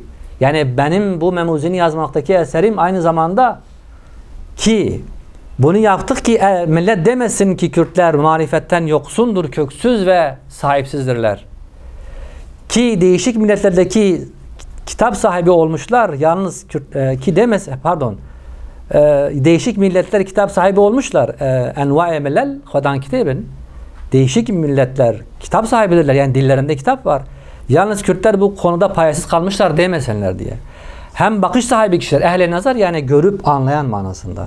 Demesin ki Kürtler aşkı amaç edinmemiştir. Onlar ne aşık ne maşukturlar, ne seven ne de sevilendirler demesinler diye. Demesinler ki aşktan yana Kürtlerin payı yoktur. Hakiki ve mecazi aşka dair kalpleri boştur. Son sözlerimi söylüyorum. Memuzin'in hikayesini okuyanlar bilirler. Derin bir kavuşma hissi var Memuzin'de. Yani Mir Zeyd'in izin vermiyor evlenmelerine. Memi zindana atıyor. Dışarıda da Zin ağlayıp sılıyor, yas tutuyor.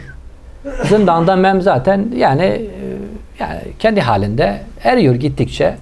Zin de zaten karalar bağlamış. Böyle millet bunların haline üzülüyor.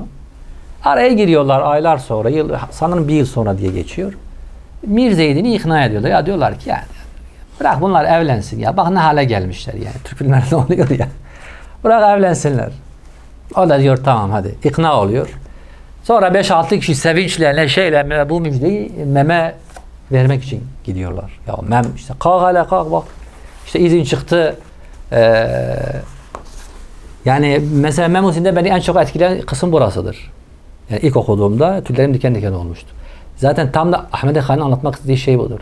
İnsanı getirmek istediği yer aynı zamanda. Yani Ahmed Khan'ın derdi diyoruz ya, derdi siyasal manada söyledik. Bir de varoluşsal manada bir derdi var. Bakıyorlar ki Mem bildiğin Mem değil, o gitmiş artık. Yani yok işte aşktır, maşuktur, zindir, padişahtır, mirdir ya geç diyor, bunlar nedir? Ve onun ağzından, Mem'in ağzından bize bir şeyler söylüyor. Orayı size okumak istiyorum. Yani diyor gel Mir'den özür dile. Var ya Hazreti Tavi seni bağışlasın. Mem diyor ez naçime Hazreta tu Miran. Ez nabime bende-i esiran. Emiru veziriya mecazi. Ev şa'bede'u hayalbazi. Bil cümle betalu be bekaya. Be akibetin hami fenane.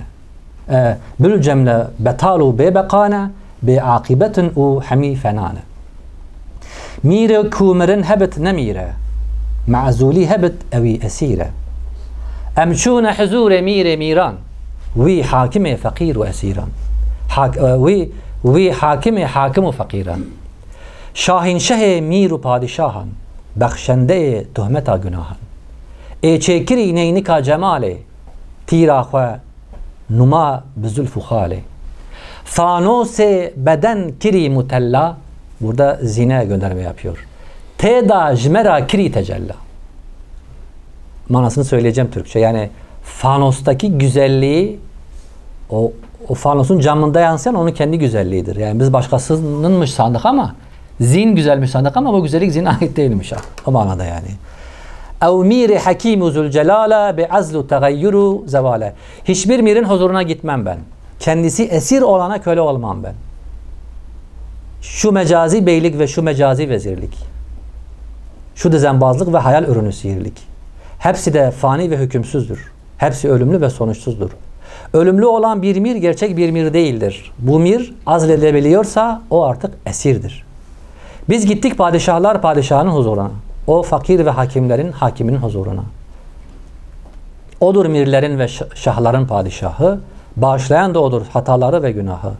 Güzelliğin aynasını kendisi var etmiştir. Kendini zülüf ve ben okuyla göstermiştir. Odur tenin fenerini yaldızlı hale getiren, kendini onun vasıtasıyla bize getiren. O bilgi olan bir mirdir, yücelik sahibidir, azledilemez, değişmez ve ölmez biridir diyor. Ahmed Khani'nin tasavvufta fi manada, irfani manada kastettiği aşk ve bu aşkın ürettiği prototip. Nihayetinde dünyada bütün insanlığa aynı gözle bakan, hakim, mir, fakir ayrımı yapmayan, kimsenin huzuruna gitmeye tenezzül etmeyen, işte gerçek padişahı, gerçek emiri bulduğunu düşünen bir insandan bahsediyor. Zaten onların heykellerin işleyişinde de yavaş yavaş lafı buraya getiriyor zaten. Yani mesela bir yerde zihin gelip Mehmet diyor ki kalk ey tenine ruh üflediğim. Yani tenine ruh üflediğim derken burada Adem'in yaratılışında hani diyor ya nefaktu Adem'e ruhun üflenmesinden bahsediyor. Ben senin bedenine ruh üfledim diyor. Adem'e ruhun üflenmesi demek beşerin ademleşmesidir. Orada bir beşer vardı, ademleşti. Yani bilgelik kazandı, sorumluluk aldı, ilahi özü aldı. Yani orada üfleme mecazi bir ifade. Ona Allah'ın ruhunun verilmesidir. Biz ruhumuzdan verdik diyor. Allah'ın ruhunun Adem'e verilmesi onu Adem yaptı. Ondan önce beşerdi. Zin de Mehmet diyor ki ben sana bu ruhu verdim. Yani ben vesile oldum. Sen bana aşık olmasaydın, bu ayrılığı yaşamasaydın, bu çileyi çekmeseydin bu makama gelemezdin. Bu makama benim sayemde geldin. Hatta bir yerde de Beko sayesinde gelmişler. Beko da işini yapmış oldu. Yani Beko da o hani kavuşsaydılar bu makama gelemezlerdi. Mesela dediniz ya kim dedi Taceddin'le Siti bu makama gelemiyorlar. Ama kendileri bu makama geliyorlar. Sözün özü Ahmed Khani günümüz manada bir modern anlamda bir nasyonalist değildir. Zaten onun çağırdığı irfani dünya da hani bugünkü dünyanın kapitalist dünyamızı çağırdığı bir yer değil açıkçası. Nihayetinde insanı biyolojik bir varlık derekesini düşüren bir dünyaya davet ediliyoruz bugünkü dünyada. Yani maneviyatın arka plana itildiği. Bir kere burada Khani zaten kopuyor işten. Felsefi manada yani irfani manada ama siyasal manada ise o bir Kürt milliyetçisidir. Hatta Kürt milliyetçi olmakla da kalmamıştır. Kürt milliyetçiliğin babasıdır. Kendisini bu vesileyle tekrar rahmetle ve minnetle yad ediyoruz. Allah kendisine rahmet eylesin. Benim söyleyeceklerim bu kadar. Beni dinleme zahmetine veya mutluluğuna hangisini tercih ediyorsanız siz bilirsiniz. Kişiye göre değişebilir. Giriş katlandığınız için teşekkür ederim. Eyvallah. Buyurun. Teşekkür ederiz bu güzel sunum için. Çok istifade ettik. Soru varsa veya görüşleriniz de kısa olsun ama sorular da varsa onları da alırız beraber. Buyurun Şerif Hocam. Teşekkür ediyorum. Elinize sağlık. Güzel bir malumattı. Birincisi katkı sunmak için söyleyeceğim tabii yanlış anlaşılmasın. Yani Hindistan'a sefer birlikleri 1966'da kaldırmaya sebebi yani ondan evvelki İdris-i Anlaşması'ndaki ağır maddelerden bir tanesi olan Osmanlı-Kürt Anlaşması'nın en ağır maddelerinden bir tanesi olan biz size asker vereceğiz sadece Batı seferi için, Doğu seferi için asker vermiyoruz. Yani alem İslam'a dönüp Osmanlı'nın bir seferin olmasına biz asla katkı sunmayacağız. Bence sebep bu olabilir mi acaba? Birincisi o. Buna da hiçbir bilgim yok. Olabilir. Evet. İlk defa duyuyorum. Ya. Olabilir. İkincisi yani milliyetçiliği Orta Doğu'da ilk yapan da Emevi saltanatıdır. Ümeyye oğullarıdır. Ümeyye oğullarının Haşmilere karşı olan ırkçılık ve devleti ele geçirme hamlesidir. Bunu nefret edilir. Üçüncü olarak da Said Kürdi de diyor ki ey Kürtler 500 senedir yattınız yeter.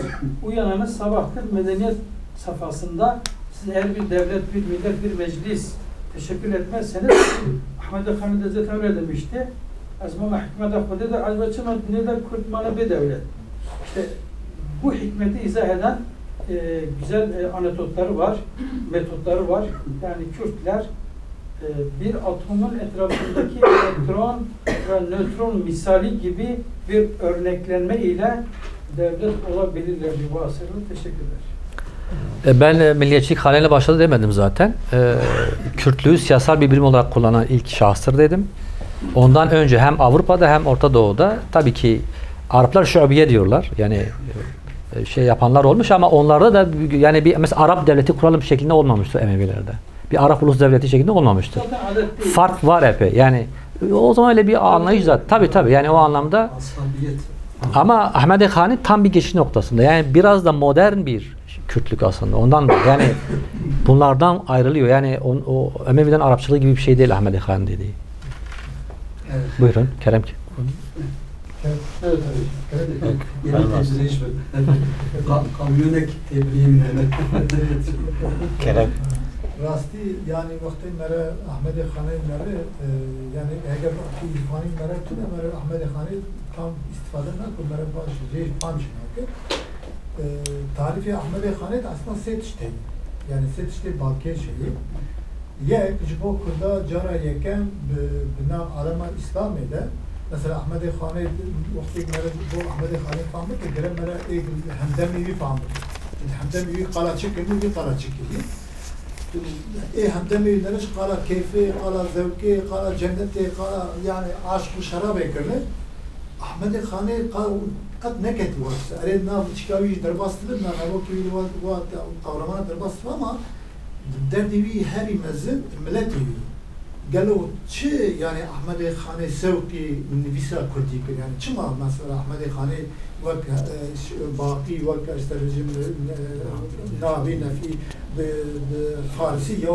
عربي يا تركي نلفي أتن مثل جوزير كردي بالنسبة أما تشكي باقيش يعني سي متافور هي هيك كده قاضي كرد من جوات مزن وقان ناس بوي هذي هيك عشق هيك عشق معنوي يعني بيجي إلهي عشق هي وراسي عشق şahsi cidna bakıyı da basmıyor yani bir abi ama ahali bakış evet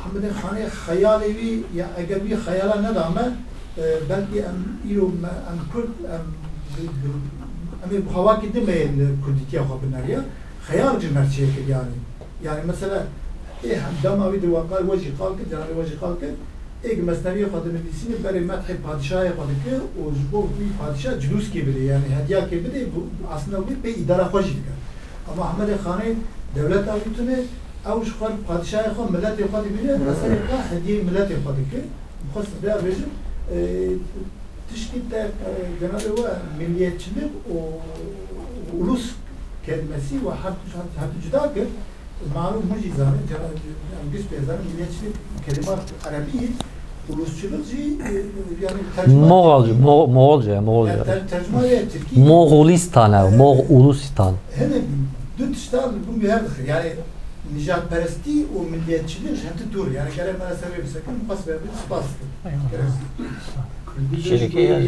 تيجي هنا رؤيا مثبت رجل نتوى بروان يا دي رجل نتوى بارست نتوى پروری گلک رودنی راست ساعت خوش یعنی نه سرچه شو پرسنین مکرم کشی رو به آستا ساعت خوش کتابات تجی پیروز و راستی طبی چلاکی و ساده خفان هر دایم نکاره تام ساعت خازی میکروفونش بگیره نه دنگ تیز میشه لما دبکو منجی غلط فهم کرده با ده مثلا نتوى پروری خانی زرده جینی قاشیه دبلی ام پیوند داوی یعنی باغلاماوی از بجن ام شاج داتی مثلا جناب تجی بحث کرد کاچاوا پشتی دیباجه دبه مسنویه کا میستیک او کنوانسیونن و مسنوی همی پکتینه حتی داوی دجدما جاردن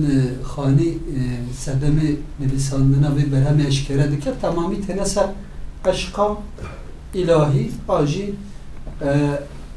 مسنویه که مستیکته کاچه هبن مجی وان پیکانی مش باید چتکی وصانه بسان بیاجی او بخوا تسلیم دکر اینجا دیگل ویا انهیجی مناقشه دکر اف تشتی درباره کرداده دویجه گلوتین چه معنی حقیقتا تشتی گل قیمتن بله دیباجه ده از ما شاجم نزدیک 128 بیتا ده اف تگوت سبب تالیف ده سبب تالیف ده معنی کلاسیک ده میرزای پادشاهی که کرداتونه کو پیشکشی بکی اگر شو هبه بلکه هیچ بحث و گازنداجی نکه بلکه وی مقامی تی اکتوالی خانی جیتتونه نفسه راست سبب کتونه و گازندان دکه لی 128 بیتا ده بس نوی خود 2530 بیته اما وان بیتی دی demek اگر ام گور وان 128 بیتر ام شیروک سرخانی بکن به دم ام خانی شیروک دکن آن امش بوی نیت خواه ایروین امی بکارتینه مثلا جناب تجیش بوی وای که گفت آناکرونیزمه که به مسئله ده tabiat teslim ki Parantez açayım, o anakronist tartışmalara giremedim, onu söyleyeyim. Evet. Zaman olmadı, buyurun. evet. Daviyette az bejim tüşketip anakronizm edilse çünkü dema روبيجة خاني نتوفر وركة بمعنى ده أم دبي جوي باغلامز جداتر تايبتيا كوية دي ببين يعني ناف سبب التأليف تا شخيني بيا چند تشتي دي ببين لو ما بمسألة ده أم دكار مراجعته هم çavkani yazıyor ki ne diyor ki mesela çı اساسا مثلا خانی مموزینی کنگی ناف کردپروری داد مناقشه کرد مثلا چافکانیه که اول یا ملا محمودی بازیدیه دما بحث شاعرین کرده که رساله که خدا بيجي او ناف كرداده شاعرك ممدوح مقبول بو تنفياد بيش ماله شاعرك ممدوح مقبول يجبوي بخاين تشتكي دي نابجه قال كو يا باش زنه çünkü بناوي مموزيني او جي چوكك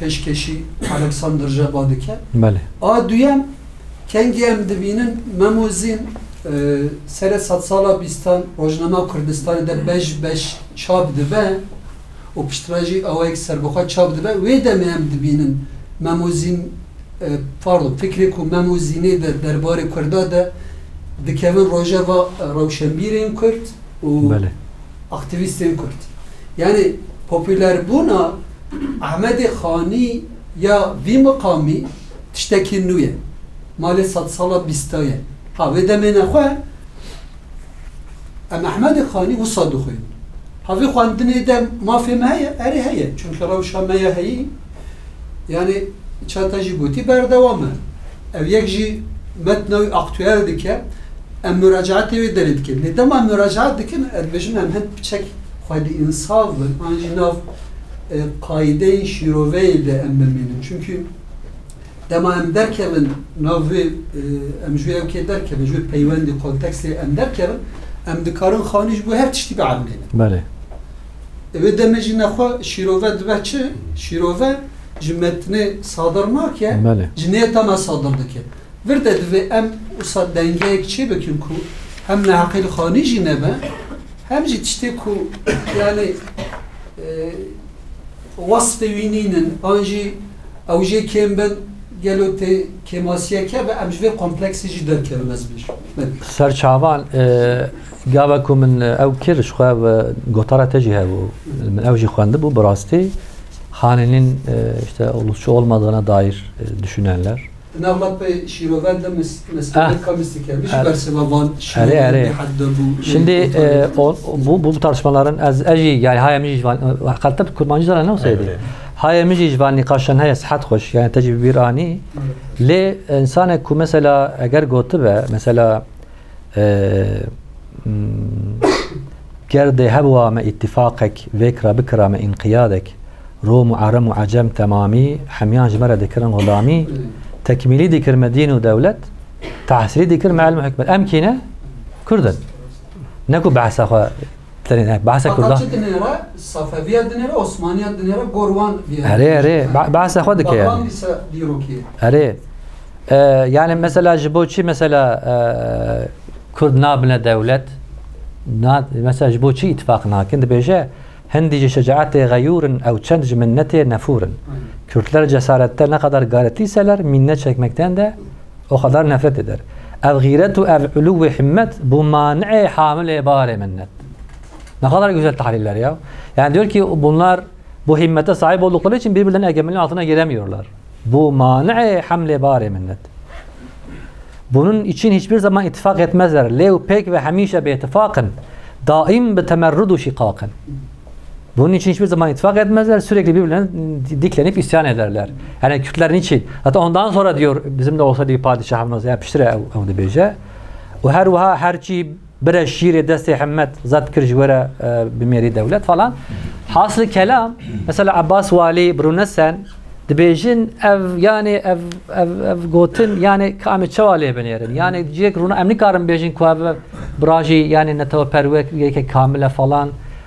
مثلا عباس والیجی برون سنجی دبی جبرکو احمد خانی بحثا او که نکر یعنی بحثا پادشاه کریه ناو ده گلتونه جبرکو امنی کارم بیشن ناسیونالیسته راست بنیش راست بیشن شوه و هنگ جی مثلا شروع هند بیشن احمد خانی الودره بحثا برهم آخو کریه یعنی خاصیه کو برهم به تصدیق کرن بریا با میرش تصدیق نکریه او جی خید یا واتشتان نفسیه ارید بکو او جی هبه شو بحث ويجي كريه يعني يدا شو بنابي ميرزايا كريه اري وجدي ساجي هرچند روينه دا برهمه دي ساجي بلا ملكي بردوام با اري نانا عيني دبكو افجي هيا شو او جي كنت بجي ما هبغى صاحب كلامك سخن نوازك شو بحث وردك مخوند اوجي ليه دقلوه بحث كردان حميدك يعني دوردري خاني تشكريه پرسکریک آخوا و پرسکریک گل آخوا او کریه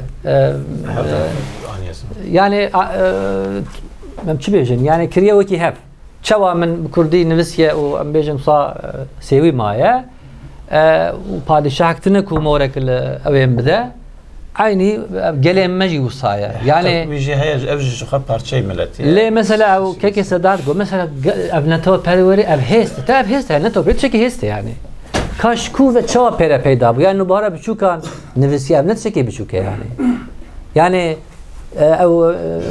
mire serhade vefat dike qaz evçiye İshak Paşa heji qavê devam dike û ew vefat dike û yekê dinê ala evdiye kore nizam çiye ji aliyê Erdoğanê Osmanlı dişîne nav şo paşaya mir diçe paşa te yani wê derê şo ew gelek pêd müteessir dibe yani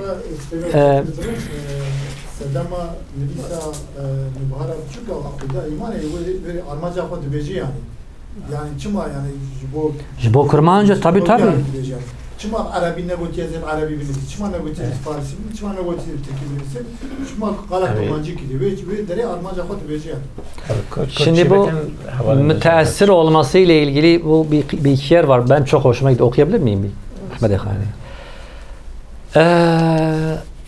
Belki وقالك جادي تبع المساد بيجي هر كسك ميمار ديواري خويا او ودري يعني لغوري شروفي بشتي كو متاثر بقى باشا عبديه كورتي بشتي وي هاتنا نفسين دبكو براجي او با زاهد خلور نشين پابست کردار خويا تاجر رحلت گزین در بند دینار خويا عاشق دلبر حبین دلبند دلدار خواه دا بزانی هر کسک بیش پا خمخار خواه يعني الفيدر دويش اريد او كه هستك يا والله طول اشي خو مهزبك يعني او هست هيا بعمل توش كس مكه هيبي عطاء وحمته بغرض ناكشتن قد كس كسي زحمته كس نهن قد هلقرت باري او حجرته قرشي عصابتك او فكره كارو باري خويا هشيار بي دانكي عمري خويا بحاصل تلف لو كنا قد فايده مالو جنج اولاد وخلف ماجرای خضر و دیوار یتیم بو سلف وی زمانی هر کسک میمار دیمار خویه او ده قرآن در باز به مثلا خضر و او که هیا دیوار یتیمان ساوی دکه بعصبه دکه یاد بیشه او بو سلف او چو وی زمانی هر کسک میمار دیوار خویه جه که دنده جی و تأثیر بونه خواه صا ifade که میر مجلس نکنت مطربه گویا چی بکت خنجي خاندان نبتن بلبل شيدا شي بكت يعني اگر كو كسك جف مع رشفته وصنعته فهم نكا جوتنا فهم نكا كاتب شي بكين نينكا حسن بوطان لازم صاحب نظرك كسي بيناكو نبت دلبر زيبا شي بكت يعني كو صاحب نظر تنبا دلبر زيبا شي بكت دلبر دلال زيبا عربي يعني فارسي دلال يعني دلبر زيبا شي بكت يعني هر از چي بيجم شي يعني ميتافور موسى اري حمي اوان ويجكارن ويدمي ادبيات ناسان فلان حمي بكارانينا يعني ديوانان ده اف سمبوليزم هي لي وصاتي خوياك وخواني هما نكوج بو سمبوليزم تاني براس تيجي دردك ويها يعني طالب علم كمال نبت قابل فرياد حكمته تربيته عالم دانا شبكت قلب خاني صدفه جوهر عرفانه ولي متن خوانك كنبت صاحب معنا چه بكت جارك دينش توازم بخوينم قلب خاني صدف جوهر عرفانه ولي خارن قلبي ilim cevherinin sedefli kutusudur. Metin خوانك كنبت yani metini okuyan birisi olmazsa sahibi mana çe bikit. Mana sahibi ne yapsın? Kerem. Kusura bakma Kerem kim? İşte بله بله سوز خواستم ساعتا وخوش که عدمان کمک مربوط فقط من مجیه من جوی عصرا هفده هات ایرو یعنی تا ایرو گوت یعنی او میناکا که میره خواه میره کجنا خواه بپیچن و براقت او به سروکه میره از وی ناس بکم و میراج ناو هفته لهر نکرنه گوتنه ام کسی قبول نکن بله ده اوا احمد خانه در جتانی زمان تقولتیه يعني جاب حس ناكن گوتنا ایرو ام بیجن هبدو تحمل ناكن منتا کسی او ناكن كردستان ده 1639 هذا بقصد الشينه دبت دو بشا هاش حياه حربات هم یکم و چاقه دکن چار بشه راسی جاز و ترسکه مگر او میجی کت و چاقه قال کر ایروجی او میجی هیا امید وی حالی هرن یا جبو و یا تشکینوج مر لازمه و کی و یا بد بخه از بني او ميجي يروجي هيا نلسر عشيرتي لسر سياسة باريزية طرفگيرية اري يعني عشيرتي وميرتي وباقيتي راوية شو هنا بارتي هاتي عيني فونكسيون عينية يعني خاني يرولا تبيجا عيني تلسا وصا بيجا يعني مير باق نظام شي هيل شو دينا سروك بالما بارتي ريخص حزب اري عيني يعني شخوا يعني مثلا خانش بوما چه وصا اوكي يعني معتبره همان دم اكتوال جواب يعني اكتوال يعني عن بيجي او درد ما جوامير بريا 3000 300 سال بل نفسي الان تبي معناه كو روشا كذا او شخص يصابوا يعني بله كلام خاص از بحث النقطه اكتب لكم نها چاوك از بيجمي مرو فكره كي رمانه كي انجي مجاره كي انجي شخصيته كي ان بي دمو كنت دا جيه مرو نكره راست اناليز بك ليه اگر منو تشكو ساكر چاوك او چوتيه ليه مرو شخصیتی که از بیشمی وقت نویسکار آنجا هنرمند آنجا فیلسوف مروف اگر بی پیش روزی بی آنالیز بکرد بکو چوتی چی ببه اجبر کو اف شخصیتی موسا نتنی دما کتی دا دجین و دمی بلیگ دکن از بیشمی پلانسازی 100 سال 200 سال 500 سال یا پیش روزی دکن یعنی حلقات کاری بشینه ببخشید کرد گویم ته بله اما پله اوی بکه بس هر چی پاس از بیشمی سالین از بیشم 1650 دهات بدنیشی لی پشتی کو دست به بیکاری کرد البته پلانسازی پیش روزی کرد از بیشمی يعني حتى يروج أنبيجن أنبكارن بيجن درب تشاكر زيو أوي أشياء لو ما مخص أبيجن يعني جار مروف شخصيته كبوسا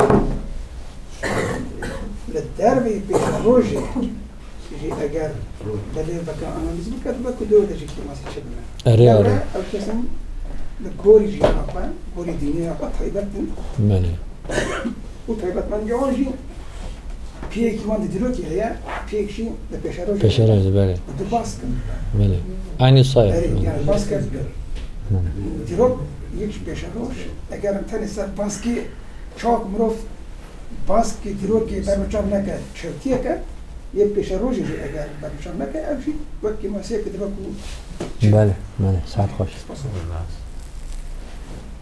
کریم که همین سلام بکن نوک زانستی کی جواتناس یک و نبی احمد خانی چند مالک نویسندیه تجربه پیشکش که ممکن دستور بره. Evet. Ev alimu ev ulema Seyda Ahmede Khane. Yamazın ne kere ya? Biz yamazın bikim. Beli. Ev alimu ev ulema Seyda Ahmede Khane. Nivîsandî bi şareza ve akîda îmanê. Çêkir ferhenga pak delal gonûbera piçûkan ew bixwînin fêm pê bigirin wan zarokê kurmanca. Afiran de bi lehengî destana memû zînê, anî ziman bi çelengî bi nasnama evînê. Nûbahara piçûkan da erebî wergerandî, bi zanahî ilm bixwînin ji bo feqiyê Kurdî. Bi eslê xwe ew botiye ji herema hekarê, hatiye dinê ji dayîk bûye, ew ji gundê xanê. Ew azîz û ew paqij e her wekî behrewanê, ew tê nasîn li her derî seranser Kurdistanê. Em Kurd bi te serfirazin, rehmet ji te dixwazin. Keç û xortê me rabûne her wekî têrê bazin. Em ji te re minnetdarin, ji te re spasdarin. Birêbera gotinên te em ji te guhdehdarin. Xaleke jî min aneka nivîsan ez ji were wî jî pêşkêş kim û hew. Xwezî di serî de te basa îtifaka Kurda bikirane, ew şîrê ku te xwend çend xalê wî. Min jî wer nivîsan, te xwestî me îtifaqek biparêzin xwe bi xwe. Hebîtin me padîşahek xwedî derket gelê xwe. Nebît Rom û şahê Farsek şêbîtin Kurd ser bi xwe. Çar perçe welat vezîn bahek de em bijîn qedrê xwe. Spas. Eyvallah. Saat kaç? Saat hoş. Baba. Pirsekî din heye eger tunebe em çi bikin? Kerem kikin. Gelek spas ji bo vê bername berî ku ez ji wer min jî pêşgotinê de jî gelçî xwest ziman dem nexwest ez tê kirin navarokê rastî wek ku Ehmedê Xanî çixwast Kurdperwer biye ez bawer me te wî awarî de wek hev fikirin dercekî mij mamoste heye ez dixwazim berî ez wernebirîm henekî dersa xeletî bûm Ez bir van riski Ahmedi Khani bejim izmara şiroki ezin gerek etbaş bro. Serçava. Bu çıkas kut perver bir zaman. İdara me ve gaha kemali. Aya biye kabili zavali. Qed mümküne evji çerxi levleb talib bitin jibo mer kevkeb. Rabit jmeji cihan penahet heyda bitin bo me padişah. Böyle. Dost. Spas baş. Ez ne şaşmı ev malika paşi mi jixwend. Ere.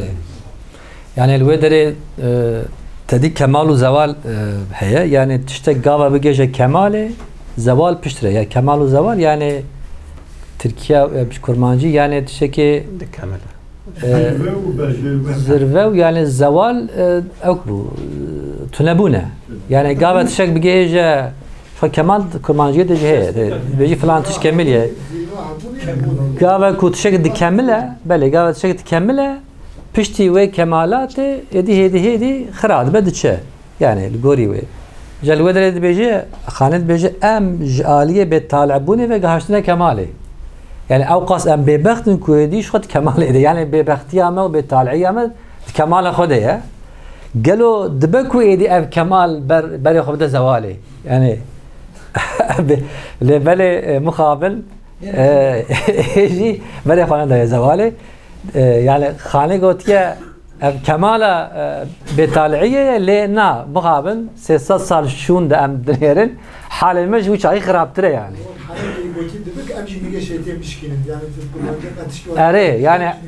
اري يعني خانه قوتيه كماله بتالعيه نا خير مقابل كماله تالعيه بتالعيه يعني بتالعيه نجبركم نها جو شاخي خرابتره نها ام دوي كمال دنا لي ام يعني هي يمكنكم كما زوالي دي ام جمرجي شرخي لولب يعني او بحث او ترمين استرولوجيا يعني بفلك غير يعني شرخه فلكي المجي بكنا او كوكب ستيركا لو اري لولب جي از نشاش بم او كك فلكك يعني نابي فلكك yani astroloji yani terimi astroloji gerek karaniye. Yani goya khani insana ki entelektüel bu yeşi. Yani terimin edebiyatı, astrolojiye, terimin müzike, terimin yani diroke, tarihe, felsefe, fena baka falan yani divana khoda nakhasme bana. Perspektife ki frah yani khodi perspektifi ki frah bu ye. و هلبت شو خمخاره هم خمخاره زمان خوابیه هم خمخاره ولات خوابیه خمخاره کرده بویه چه کجا سوی آتیه جوامر که نویسیه لگوری خواه نویسیه وجی هوجی بویه yani بله کرم که Aslında felak arayı heye donda harbi kriyem de bejin gezegen dora arayı da hene Lijiki navçe navinde her milletek her devletek şu ara çekiliye böyle juvan küra juvan gezegena jüy felek de böyle yek juvan böyle Kürdistan bede beje. Hadi Kürdistan sevkaş ve yaklaştık. Yani az xazım ya bejim bla gotine davi be Ligori yani az insana ki bavarmendim belki şu ekonomik dikin ekonomik ne kanji belki piyasaya mı kaz bavarmendim yani ligori min kanunun çoğu kanun le khazai hana determinasyon heye khazai da yani avr şeydi bin barandı bara ev determinasyona yani kanuna ki khazai sırıştı ویاوی قانون این جوا که جیانی جی هن نه جوا جیان بخو یعنی جیان ما کسانه جی جیان ما جوا کی جی بسر قانون آوا بوده یعنی ام چی بکن اوت که دستیمه یعنی جبر کو ما حق نکریه ام سرفراز ببین لورا تشتی کو جره لازمه ما پیک نانیه حتی ام نبنیک اتفاق یعنی شقد دبیجه خانی یعنی شرط سرفرازی اتفاقه yani. Hatta am ittifaka o pek neyinin ne mümküne. Am çıka bene kuştur min bene kuştur disaji ev araya berdeleke le tişte lazım ne eva. Yani tişte lazım ne fedakariye bir rengiye. Fedakariye ku am enaniyeta xwe ji partizaniya xwe dev berdin u bide sehev bigirin. Yani tekoşina mezin eveş xwe. انانیت اخو یعنی خانجی وصاد بیش خو میر دفج انانیت خبر ندن مکنگ دفج انانیت اخو بردا و مبدستی هفگرد او چا قانون جیانه تپیک هو را و امج هل بس سرفراز ببین الهی تپیک بود چون خدا بجا حتی قومك روشا خو نگوهرین هر عینو صایر بله میوان عزیز gerek spas bu arkadaşlar buna ve bu gerek spas malısta. Hadi spas ki mecbute malata ve uçbu halim meyvana saate vakoş.